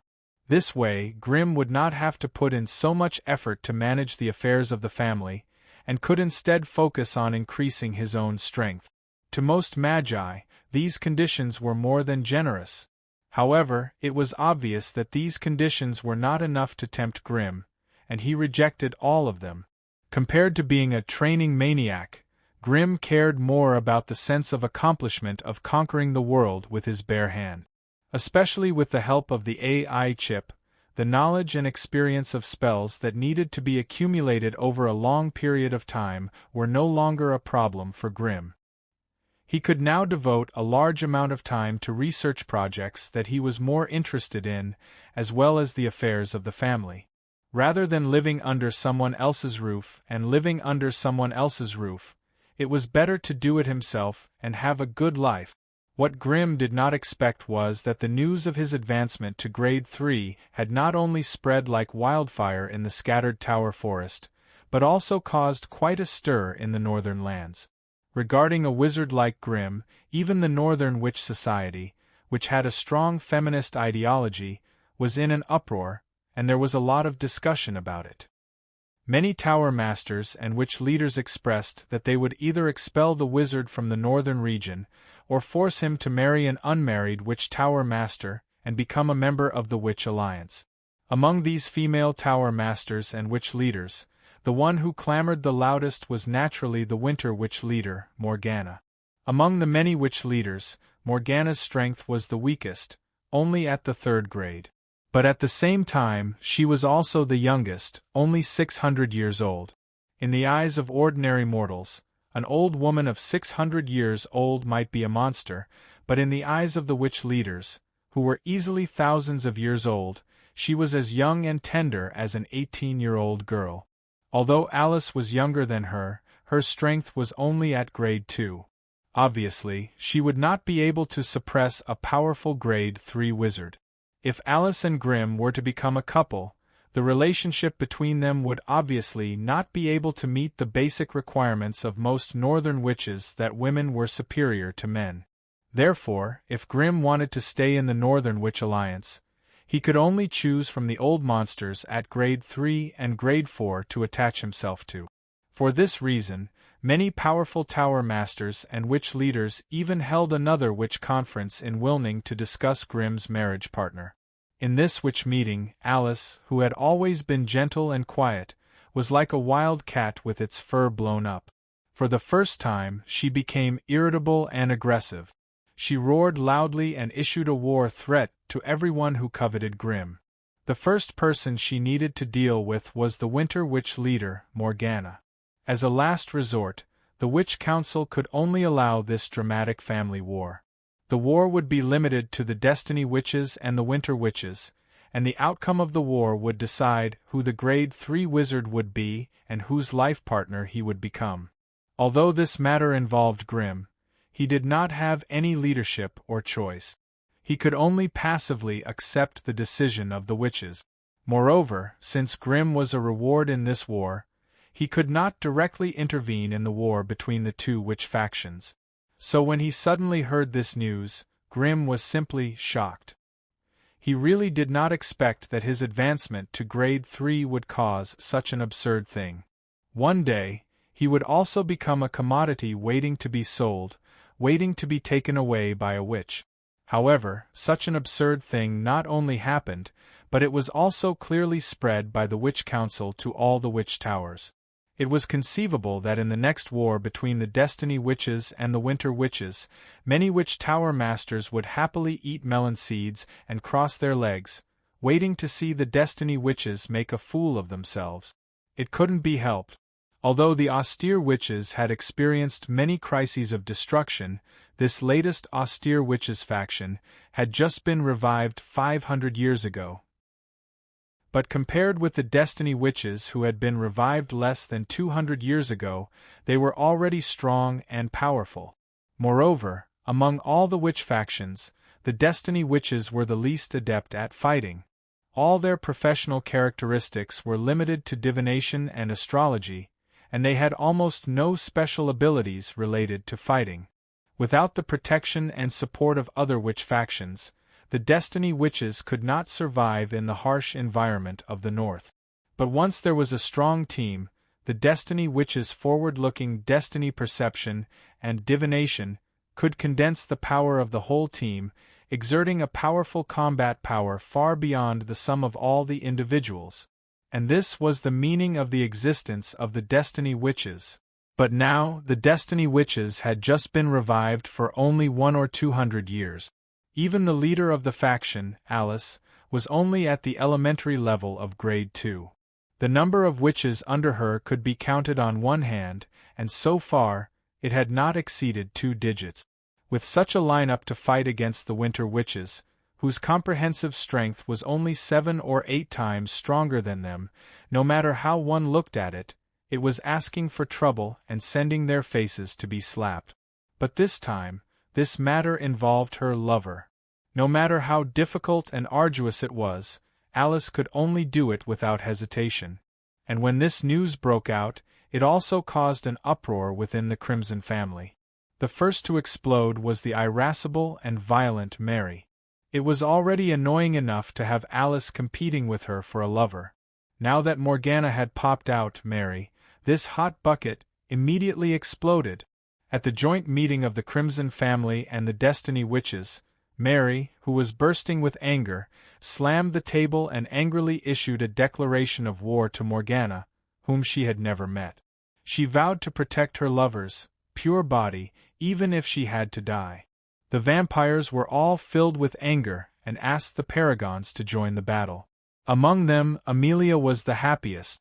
She waved her little fists and screamed non-stop among the pink army, looking like she wanted to die with the enemy. The second to stand up and speak was the manager of the White Tower, Meryl. She was Grimm's student, and also the most prestigious and amiable of the Crimson family's management. Although her strength was only mid-grade 1, and she was not even in the top 10 of the family's combat strength ranking, she had become a true core member of the Crimson family's management. The remaining grade 2 wizards were all skilled in combat and slaughter, but they were obviously not good at managing the family's affairs, managing resources, and other trivial matters. From the Goblin Plane and the White Tower that Meryl had handled, it could be seen that under her management, the family's affairs were orderly and the distribution of resources was fair. Everything was progressing in a positive direction. From this aspect, it could be seen that Meryl was also an indispensable core member of the Crimson family. Her speech was, of course, very representative. She expressed great indignation at the decision made by the Witch Council, which was a little insulting. But considering the nature of the Northern Witches, the Crimson family could only follow the witches' usual thinking and methods to deal with this matter. From this, it could be seen that the Crimson family and the Destiny Witches had to join forces to fight. The key now was, what methods did the two sides have to fight together? How was the information gathering on the Winter Witches? What problems did they need to pay attention to during the battle? Listening to Meryl list all the problems that needed to be paid attention to, a few of the Destiny Witches looked at each other and finally handed over the information in their hands. The Winter Witches were known as the most capable of fighting among the Northern Witches. The Ice Witches that they were good at were very suitable for the cold and harsh environment of the entire northern land, so they had a very high environmental bonus when fighting in the wild. However, the Winter Witches had also experienced many twists and turns in their long history, and the Witches' inheritance had been interrupted for a long time. The latest Winter Witches faction had just resumed their inheritance 500 years ago. Although their development was much better than the Destiny Witches under Alice's leadership, they were much inferior to the witch factions that had been passed down for thousands of years. To this day, there was only one rank 3 witch among the Winter Witches. She was the leader of their faction, Morgana, the one who started this dispute. The Winter Witches had a total of 67 witches, including 11 grade 2 witches and 56 grade 1 witches. In addition, the Winter Witches also had 28 affiliated wizards, all of whom were foreign grade 1 wizards. The Winter Witches' family base was located in the Snowy Valley in the southeast corner of the north, only 700 miles away from the White Tower. Chapter 856. The war between the Northern Witches was obviously different from that in the Central Continent. In the scattered Talon region of the Central Continent, once two witch families started a war, it would be extremely destructive and aggressive. The basic condition for the end of the war was the destruction of one of the witch families. The loser would perish, and the winner would take everything. The defeated witch family would be uprooted by the enemy, and even their last name would be completely erased. The winner would devour everything of the enemy, occupy the enemy's territory and resource points, capture the enemy's witches and apprentices, and quickly develop and grow on the enemy's corpses. However, the northern witches had some extremely strict rules of war. They were not allowed to slaughter each other's people, destroy each other's resources, and needlessly kill each other's witches and apprentices. Under such harsh conditions of war, if any party was unable to control the scope of the war and disturbed the local people or affected the other witch factions, they would be directly judged to be the loser. Therefore, the war between the witches was elegant and restrained, far less dark and cruel than the scattered Talon region. Hearing this, Mary and Bliss sighed in disappointment. For them, only continuous war could support them to continue to move forward. Their strength was completely dependent on the blood of their enemies. There were so many restrictions in the witch war this time, so it was obvious that they could not fight to their heart's content. This also caused them to lose interest in the upcoming witch war, and they could not lift their spirits at all. With the decision made by the Witch Council, Grimm obviously could not interfere in this war. However, his many subordinates did not have this restriction. They could completely join the Destiny Witches as external help and become super fighters on the front lines of the war. However, Alice had also clearly warned that the few Grade 3 Crimson family should not be involved in this matter. Whether it was the Grade 3 Thunder Dragon Arms, the Emerald Dragon Lady Aratina, or the Grade 2 cloned Brain Grew, once they appeared on the battlefield, it would immediately cause the war to escalate. If the Destiny Witches could invite external help, why couldn't the Winter Witches? Needless to say, the leader of the Winter Witches, Morgana, only needed to use a few favors to invite any Grade 4 witch, and this war would lose all meaning. Therefore, at the beginning of the war, they must not alert the enemy and make Morgana feel despair, wasting such a precious favor. This was perhaps the most crucial part of this war. Of course, with Alice around, Morgana's bottom line was no longer a secret. As long as the Crimson family's Tier 3 or the Tier 2 cloned Brain Jello did not appear on the battlefield, Morgana would never be willing to use these Winter Witches' trump cards. Moreover, Morgana could use the favor left by the austere witch faction to invite some rank 4 witches. As the leader of the Destiny Witches, Alice naturally had similar trump cards in her hands. Once the war reached this stage, both sides would be consuming each other's faction's resources. Under normal circumstances, unless it was a matter of life and death for a faction, no witch leader would be willing to waste her own resources on such a meaningless dispute. Therefore, Alice picked and chose a suitable war team very quickly. As for the Tier 2 sorcerers, Alice was the leader. From the Crimson family's side, Mary and her vampire squad, Dragonman Zacha, Goblin Tigul, Dragon Eater Olivia, and Plague Poison Spirit were added. As for the insect Lich Bliss, he was personally eliminated by Alice. It could not be helped. Bliss's attacks were too bloody and cruel, and he could easily wipe out entire families. This was a huge taboo in the northern lands where there were few people. As for the Plague Poison Spirit, as Grimm's sole equipment, it had never shown its strength in front of outsiders. This time, it joined the Destiny Witches as external aid, playing the role of a terrifying demon spirit with a strange identity. As long as it did not release those terrifying plague bacteria, even if the austere witches had some doubts about its identity, they would not be able to produce any substantial evidence. As for the Tier 1 sorcerers, they had the Berserk Witch Sophia and the Ice Maiden Chef as the core, supplemented by a group of blood elves and a large number of improved magic archers. With such strength, it was enough to deal with the austere witches' provocations. The war in the north had excluded Grimm from the start.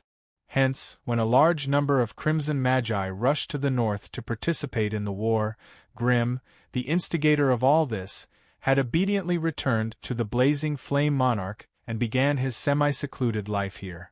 After returning to his residence, he immediately began to test out the first rank 3 spell he had grasped after advancing, Berserk Fireball. Basically, the Fireball spell could be considered one of the most commonly grasped fire elemental spells. From the Acolyte's Lesser Fireball to the Magus's Magus Fireball, and then to the rank 2 Lava Fireball. The Fireball's power and area of effect increased exponentially. Now, the rank 2 Lava Fireball had been continuously optimized and strengthened by the AI chip, and was once again upgraded to the rank 3 Berserk Fireball. The increase in power was even more significant. The Acolyte's Fireball spell took 3 to 7 seconds to chant, had a cooldown of 13 seconds, consumed 2 spiritual force, and had an attack power of 30 to 35 degrees. It was considered to be on the higher side among spells of the same rank. Moreover, the Fireball spell had an area of 1 to 2 meters, and was considered to be an offensive spell that was not bad. Rank 1 Fireball spell took 1 to 5 seconds to chant, had a cooldown of 11 seconds, consumed 2 spiritual force, had an attack power of 90 to 115 degrees, and had an area of 3 to 5 meters. Rank 2 Lava Fireball spell took 1 to 3 seconds to chant, had a cooldown of 7 seconds, consumed 2 spiritual force, had an attack power of 220 to 240 degrees, and had an area of 5 to 10 meters. Rank 3 Berserk Fireball spell took 1 to 2 seconds to chant, had a cooldown of 5 seconds, consumed 2 spiritual force, had an attack power of 310 to 330 degrees, and had an area of 20 to 30 meters. It also had the special effects of fire poison and ice flames. This was only the basic attack power of the Berserk Fireball spell. If one were to include the 30% increase in power from Grimm's Flame specialization, as well as the special effects of having the spiritual force consumption of fire spells, the cooldown of the spell, and the casting time of the spell, a normal rank 3 Berserk Fireball spell would have an astonishing attack power of 400 to 430 degrees. This, for a rank 3 spell that could be cast instantly, it was shocking enough. With this Berserk Fireball, Grimm could easily kill Tier 2 Magi with low magic resistance. Moreover, Grimm could cast this Berserk Fireball instantaneously. With Grimm's current spiritual force of 36 points, he could cast a Berserk Fireball with only 1 point of spiritual force. This meant that Grimm could cast 36 Berserk Fireballs in a single breath. Excluding those monstrously powerful existences, there were practically no Tier 3 Magi who could withstand the bombardment of 36 Berserk Fireballs. Even the Tier 3 Magus of the Cerubo family, Sanazar, could be tormented to death by the Berserk Fireball if he did not transform into his Venom Wyvern. However, once Sanazar transformed into his Venom Wyvern, with his outstanding magic resistance, the fire poison of Grimm's Fire Flames spell would be completely ineffective against him. Even the effects of ice flames would be greatly reduced. If Sanazar managed to get to Grimm's side in an all-out battle, the chances of Grimm's death were above 70%. However, if Grimm could maintain a distance of 100 to 200 meters for a long period of time and attack with long-range spells, Grimm's chances of victory would be as high as 89%. Of course, the premise of such a victory was that his opponent would not run away. If his opponent saw that the situation was not good and turned to run, Grimm's current spells would not be enough to stop him. Hence, after the AI chip had derived the Berserk Fireball, Grimm gave it the second task of deriving the Lava Shield. One for offense and one for defense. With the Berserk Fireball, it was basically enough for offense. If he wanted his defense to reach the standard of a rank 3 spell, he would need a suitable rank 3 defensive spell. Grimm pondered for a while and felt that the Lava Shield had both elemental and physical protection properties. In terms of defense, it would far surpass the Flame Shield. Hence, after much consideration, Grimm decided to save the first defensive spell for the Lava Shield. Even the rank 3 Magus Sanazar, after transforming into a Venom Wyvern, had the ability to spit venom from a semi-long distance. Without a rank 3 defensive spell to protect himself, Grim would be like a fragile piece of meat. A slight touch would cause him to be crushed into pieces. Moreover, even with Grim's current vitality of 22 points, he still needed a defensive spell to achieve the best result.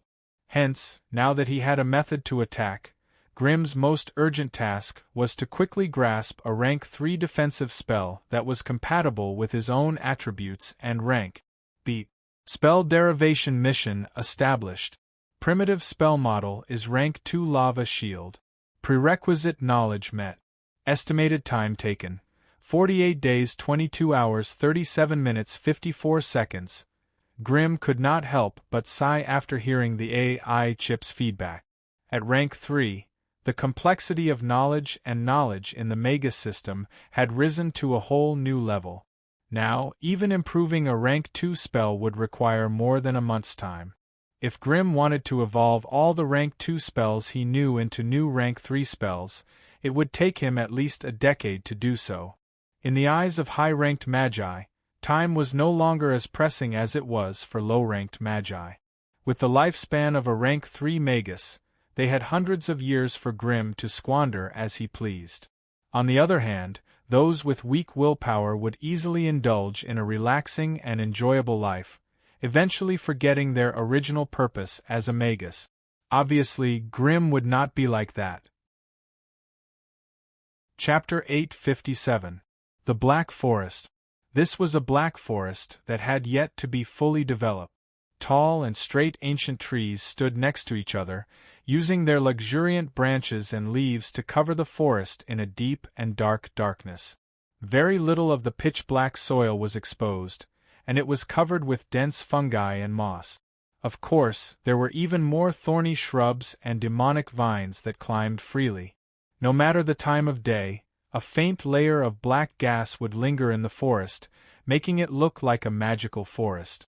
And in this strange land that outsiders could not easily set foot on, a simple and crude hut in the forest suddenly appeared.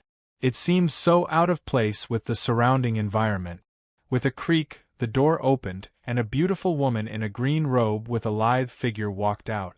She held a strange staff decorated with intricate patterns.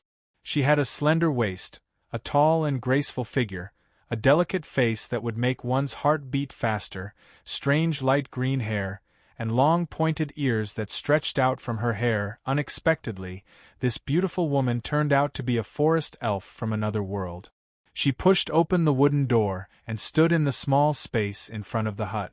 Looking around at the dark forest, Melinda's heart was filled with fear and despair. This hut in the forest was her cell, and this ugly black forest was her prison.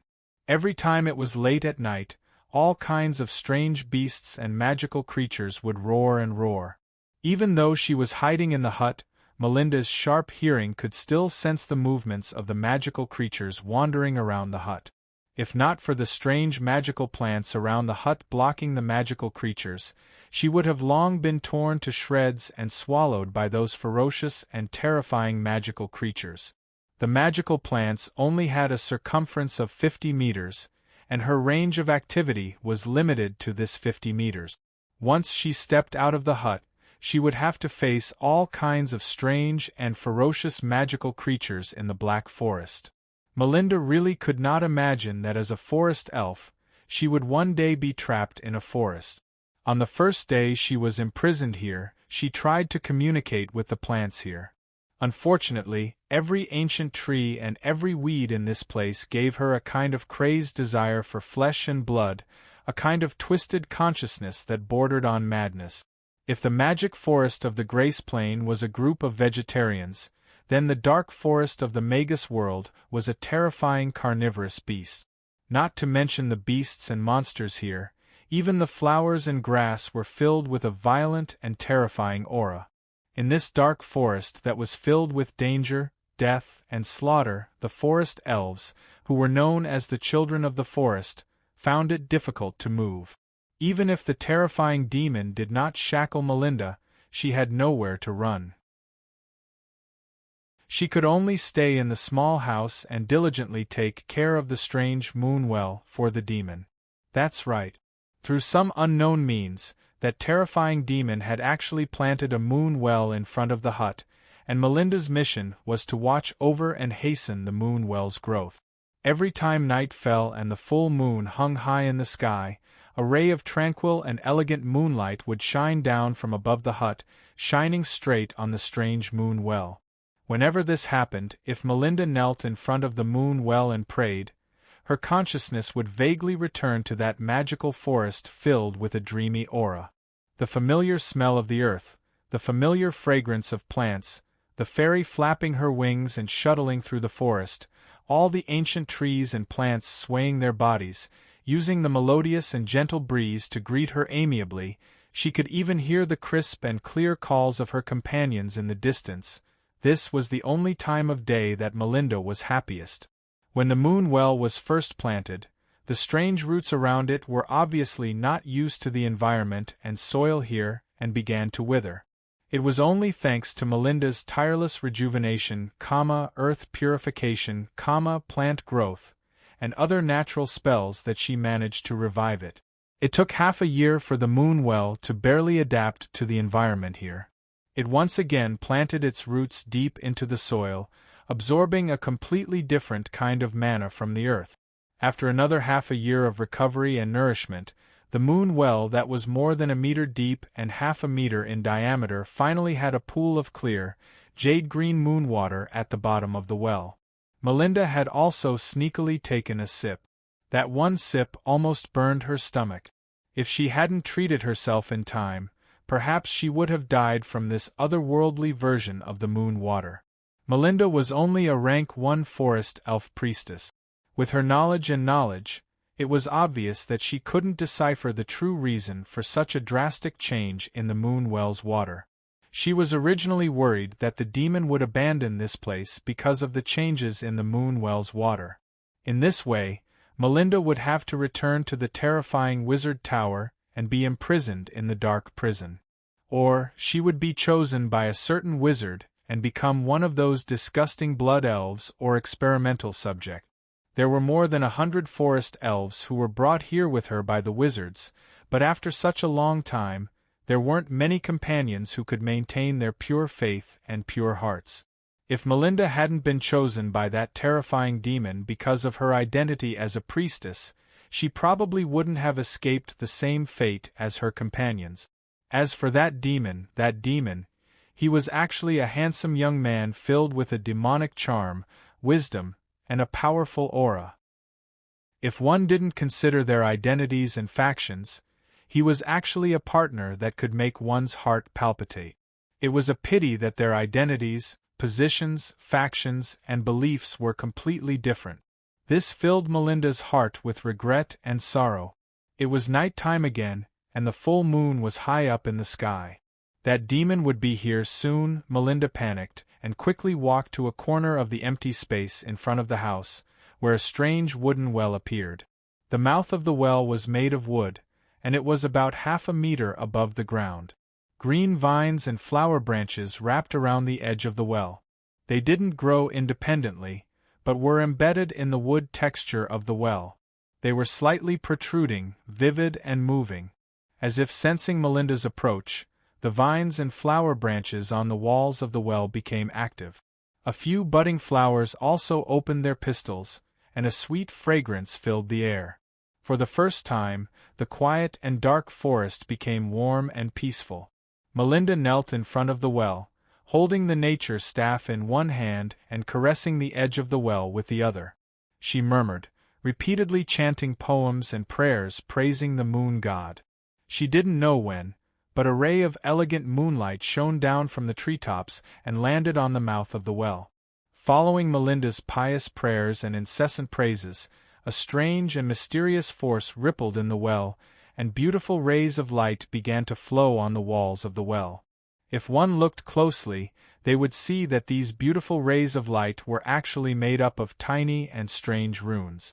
A dense wave of nature energy spread out, part of which stimulated the roots of the well to continue growing, part of which dispersed into the soil and air, changing the environment around it.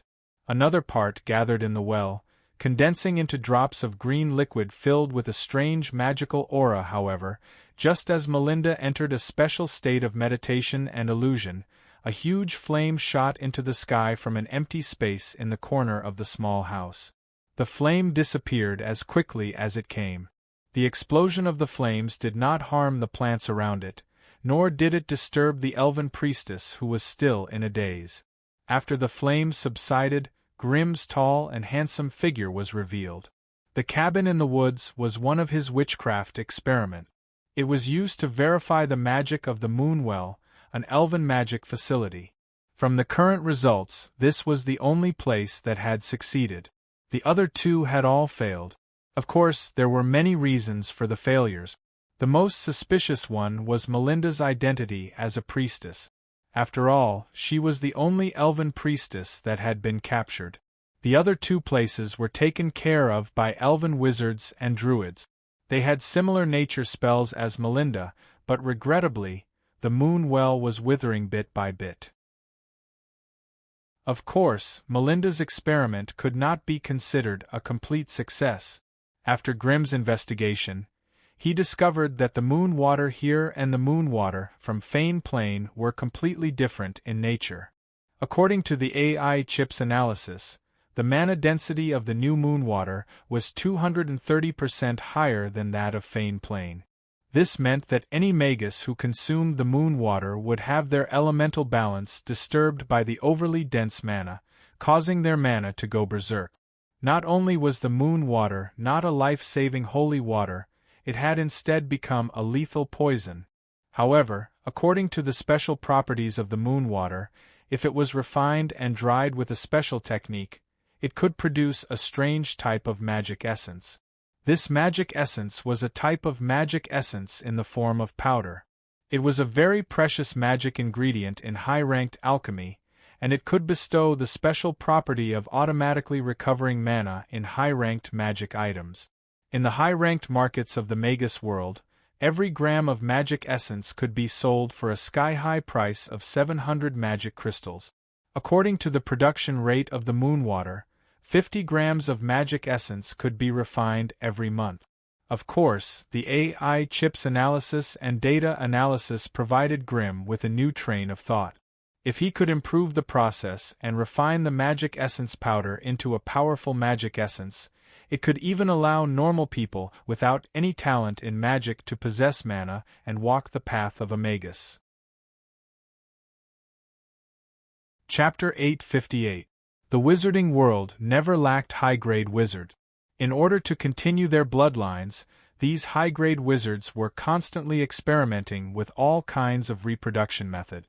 Whether it was natural reproduction or laboratory cultivation, there was always the possibility of giving birth to powerful offspring. However, there was a higher chance of giving birth to bloodline descendants without any elemental talent. It was very difficult for high-grade wizards to give birth to bloodline descendants. In the past, they could only abandon these mortal descendants and let them enjoy a life of glory in the secular world before dying a normal life. If a high-grade wizard had a slightly longer lifespan, it was possible for them to give up dozens of generations of descendants in one go. Magic essences refined by high-grade alchemy lacked vitality. Even if they were purified again, they would not be able to bestow new attributes to mortals. However, these magic essences from the mutated lunar well had a strange aura of life.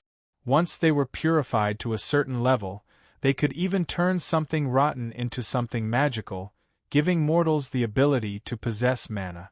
For many high-grade wizards who were eager to give birth to bloodline descendants, this was another guarantee, and they would not have any regrets.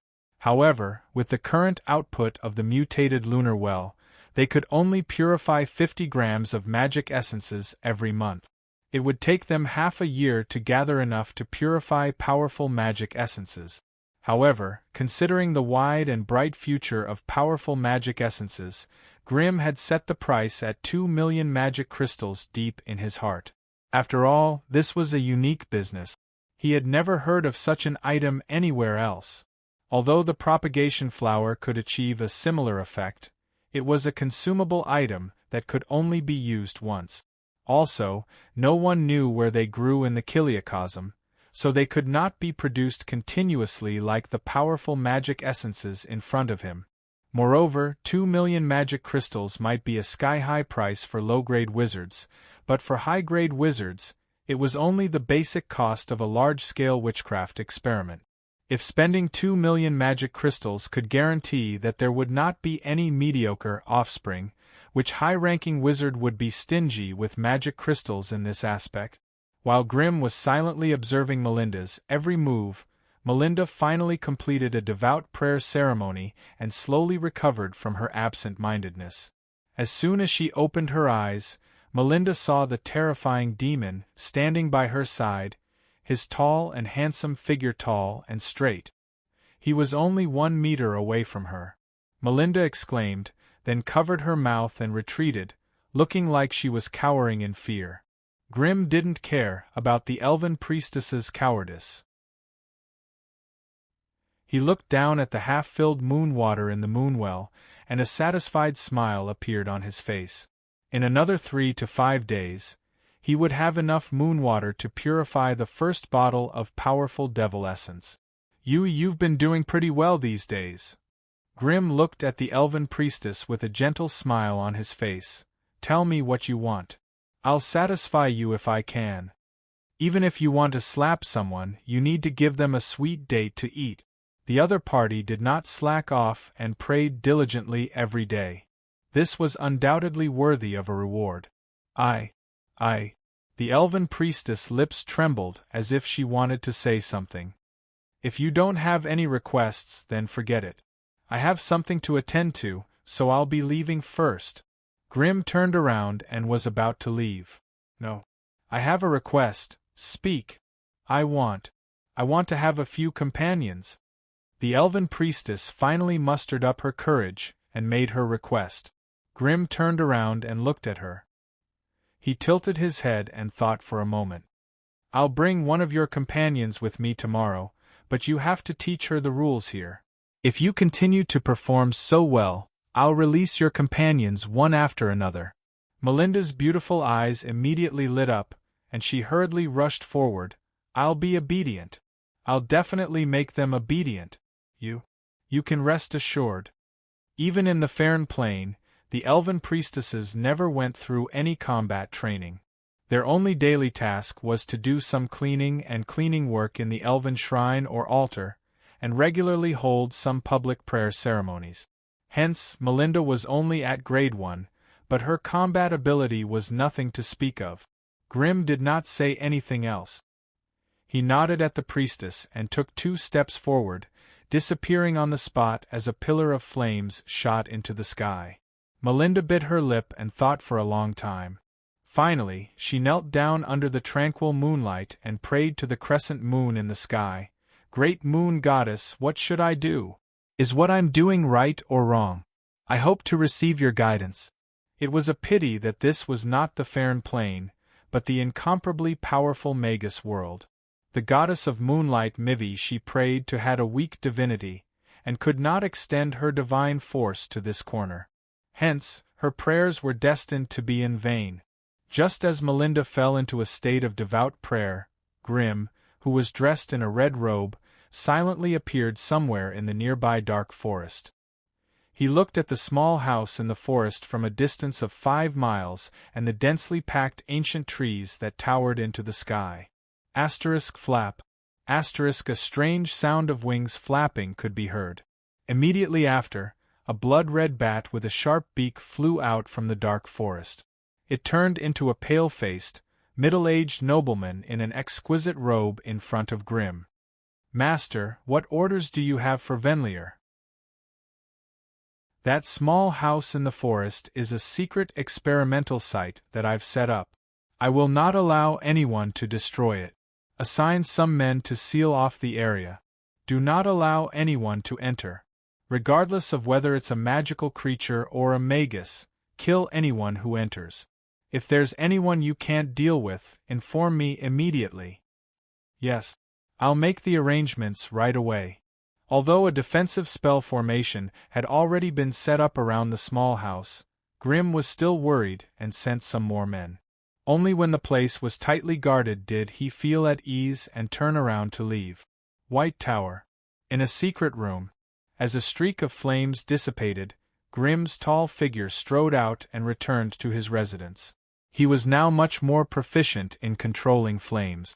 As long as he left a spell imprint somewhere, he could rely on the subtle reaction of the flames to teleport there. Of course, this sort of mid-range teleportation could not exceed 50 miles, and required some sort of preparation beforehand. Hence, it was difficult to use it in battle. However, after advancing to rank 3, he could now use many tactics that he had thought of long ago but could not execute due to his lack of strength. What Grimm wanted the most at the moment was to improve his mobility. As an elemental magus, only by acting as a cannon would he be able to display his strength. However, due to the lack of mobility spells, Grimm had to transform into a Balrog most of the time and act as a half-baked flame warrior. Now that he had advanced to rank 3, his fire spells had become more refined. Grimm and the AI chip had conducted a long period of deduction and planning, and finally came up with a feasible strengthening plan. Flamethrower. Flamethrower was an extremely simple application of fire spells. It could gather fire elemental particles and shoot them in a fan shape in a certain direction, creating an area of fire to kill. Now, Grimm had combined the flame molding ability of his blazing set to create a suit of fire armor for himself. The purpose of this armor was not for defense, but for mobility. It was like a small and intricate flamethrower. Under the power of Grimm's own fire elemental energy, it could shoot out high-temperature flames through the tiny holes, and then use the propulsion force of the flames to achieve rapid movement within a small area. However, Grimm had to slowly get used to this rapid increase in speed. Hence, Grimm had spent 2 to 3 hours a day to train his reflexes. In this secret room, Grimm had set up hundreds of wooden spikes in a disorderly manner. He then forced himself to activate the flamethrower and pass through them at high speed. Of course, for safety's sake, Grimm had also cast a few flame shields on himself. Unfortunately, in the first half a month Grimm had successfully turned himself into a flaming cannonball. Every time he activated the flamethrower, he would turn into a flaming meteor, smashing through countless wooden spikes and sticking to the stone wall. If it wasn't for the flame shield protecting his body, he would have lost half his life here. This miserable life lasted for half a month before Grimm could barely control the speed of the flamethrower. However, when passing through the wooden spikes, the cooperation between him and the AI chip would always make some unexpected mistakes, and the result of every mistake was that the wooden spikes were unlucky. They were either burnt to a crisp by the high-temperature flames or smashed into pieces by the flustered Grimm. Even after training for a long time, he still did not make much progress.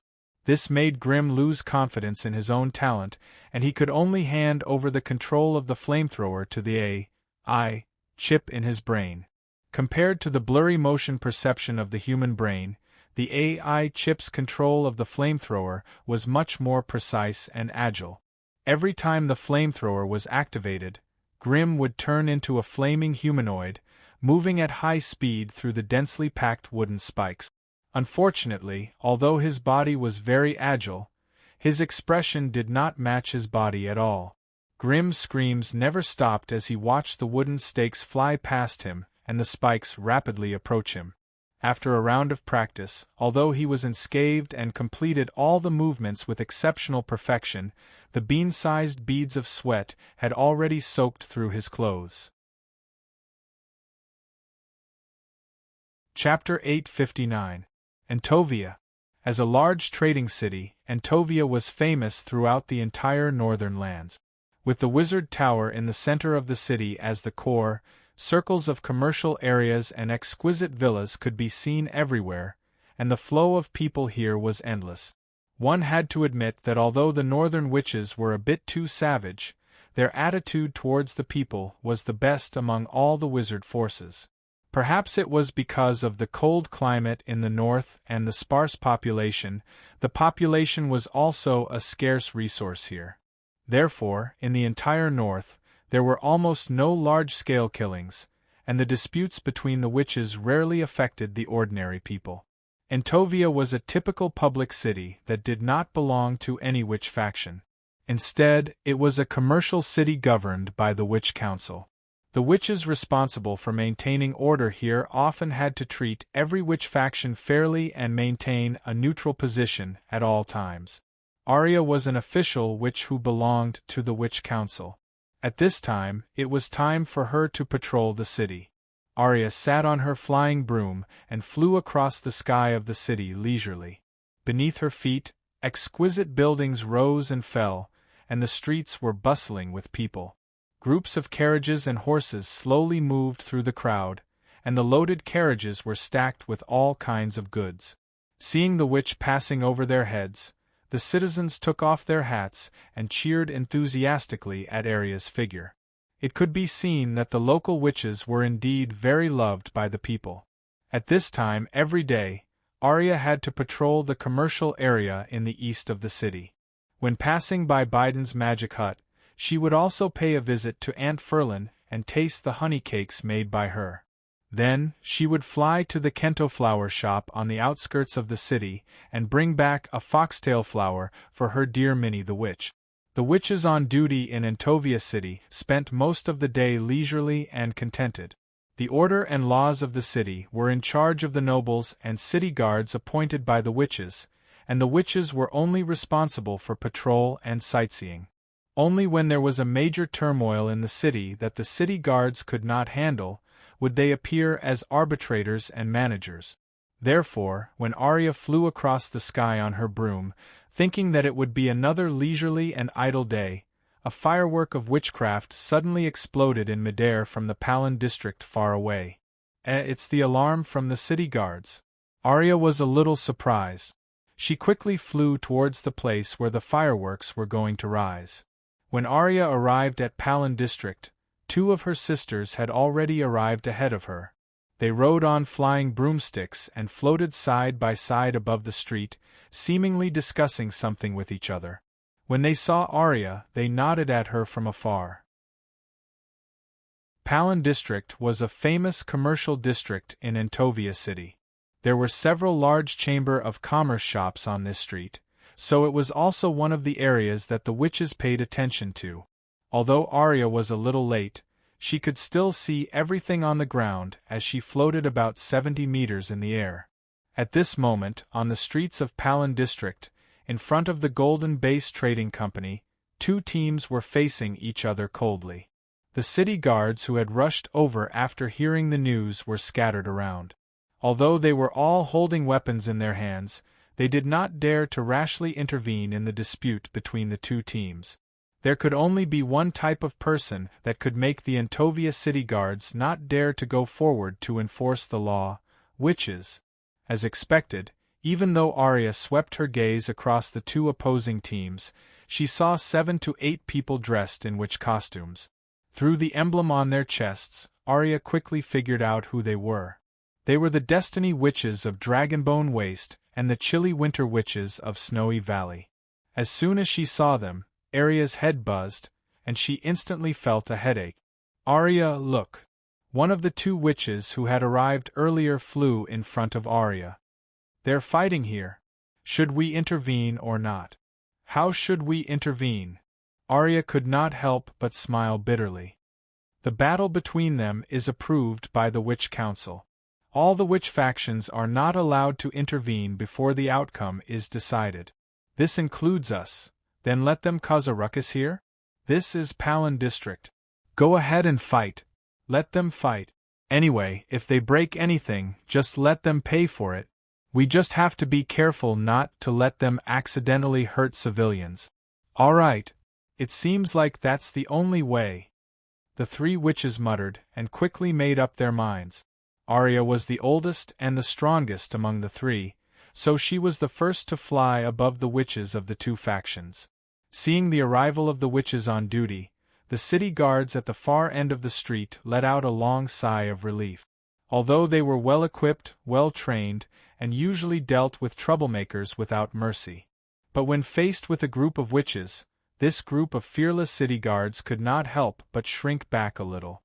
The witches who were coldly confronting each other on the street raised their heads and looked at Arya, who was floating in the air. This is Entovia City. If there's any conflict between your two factions, please go out of the city to resolve it. Don't disturb the order here. Arya was also trying her best. They insulted our leader just now, and now they have to apologize to us in person. The leader of the Destiny Witches was the Berserk Witch Sophia, and behind her were two young Destiny Witches. The two young Destiny Witches looked unfamiliar, and it seemed that they had just advanced not long ago. Suddenly facing the challenge of another faction, they seemed very nervous, and the magic wands in their hands trembled slightly. Opposite them, there were 4 chilly winter witches, each with a sparkling and beautiful ice shield floating on the surface of their bodies. Their eyes were filled with a hidden ice storm as they sneered at the 3 Destiny Witches. Behind both sides, there were more than a dozen witch apprentices and dozens of witch guards. From the looks of it, it seemed that the 2 factions of witches had bumped into each other when they came to Palin District to purchase items, which led to the dispute and confrontation in front of them. Haha, if you want us to apologize, let's see if you have the strength. That's right. The revival of the Destiny Witches has been going on for nearly 100 years, but the entire faction is still small. This fully shows the incompetence of your leader. If I were you, I would have considered joining another faction long ago. With just these people, you dare to fight against us chilly winter witches? I'll teach you a lesson today. In the current situation, the chilly winter witches clearly had the upper hand, so they did not want to let go of this best opportunity and looked eager to try. Seeing that her persuasion was useless, Alicia could only shake her head helplessly, turn around, and fly above the outer city guards. Don't just watch. Quickly send someone to evacuate the nearby crowd. Then, a captain of the city guards said. Don't worry about them. Let them resolve their conflict. After the winner is decided, you can just ask the loser for compensation. Upon hearing that such an unlucky thing had fallen on his head, the captain's expression immediately turned ugly. No matter how weak the witches of the 2 factions were, their feet were higher than his head. To be honest, if it weren't for the restrictions of his duties, he would definitely not be willing to get involved in the battle between the witch factions. The witches were going to fight. The city guards immediately dispersed the pedestrians and citizens in the Palin Street to the periphery, leaving a wide battlefield for the witches of the 2 factions. Everyone held their breath, found cover, and silently watched the battle that was about to break out. Even Alicia and the other 2 witches on duty flew to the sky and monitored the battle from above. Admit defeat, Sophia. The chilly winter witch, who was the leader, stood up. You Destiny Witches are not good at fighting. It's better to admit defeat early. As long as you go to our family's prison for 10 days to half a month, you can still return to the Dragonbone Wilderness when this war is over. Otherwise, she did not finish the rest of her words, but the meaning of the threat was already expressed. You're too early to be proud. Sophia waved the thick, long, and heavy wooden stick in her hand. The wooden stick smashed the hard blue stone and sank deep into the stone slab. Let the dogs bite them. Following Sophia's shout, she and the 2 witches behind her threw out glowing elemental crystal cores at the same time. When the elemental crystal cores flew in the air, they had already absorbed extremely rich earth elements from the surroundings. Then, in a dazzling yellow halo, they turned into 3 huge stone puppets that could support the sky. 3 high-level Grade 1 stone puppets. Each of these stone puppets was 4 meters tall, and their entire bodies were made up of huge pieces of rock. Due to their astonishing weight, the moment these stone puppets landed on the street, they caused the surrounding buildings to tremble slightly. As soon as the 3 stone puppets appeared, they roared loudly and rushed towards the chilly winter witches on the other side of the street. "Damn it, it's the puppet elementals!" the chilly winter witch shouted loudly. "Guards, stop them!" Hearing her orders, the white armored guards that were originally gathered behind the witches rushed forward and met the stone puppets with their shields raised high. Like a heavy truck suddenly rushing into a watermelon field, a terrifying explosion immediately sounded in the field. The few white armored guards at the front were smashed into a bloody paste by the stone puppets' millstone-sized stone fists. Their entire bodies exploded into a pool of meat paste. More guards were smashed by the stone puppets' fists, and as they spat out blood, they turned into birds that filled the sky. You're tuning in to the Phoenix Knights YouTube channel. Don't forget to subscribe and join us on this journey to catch the most captivating stories.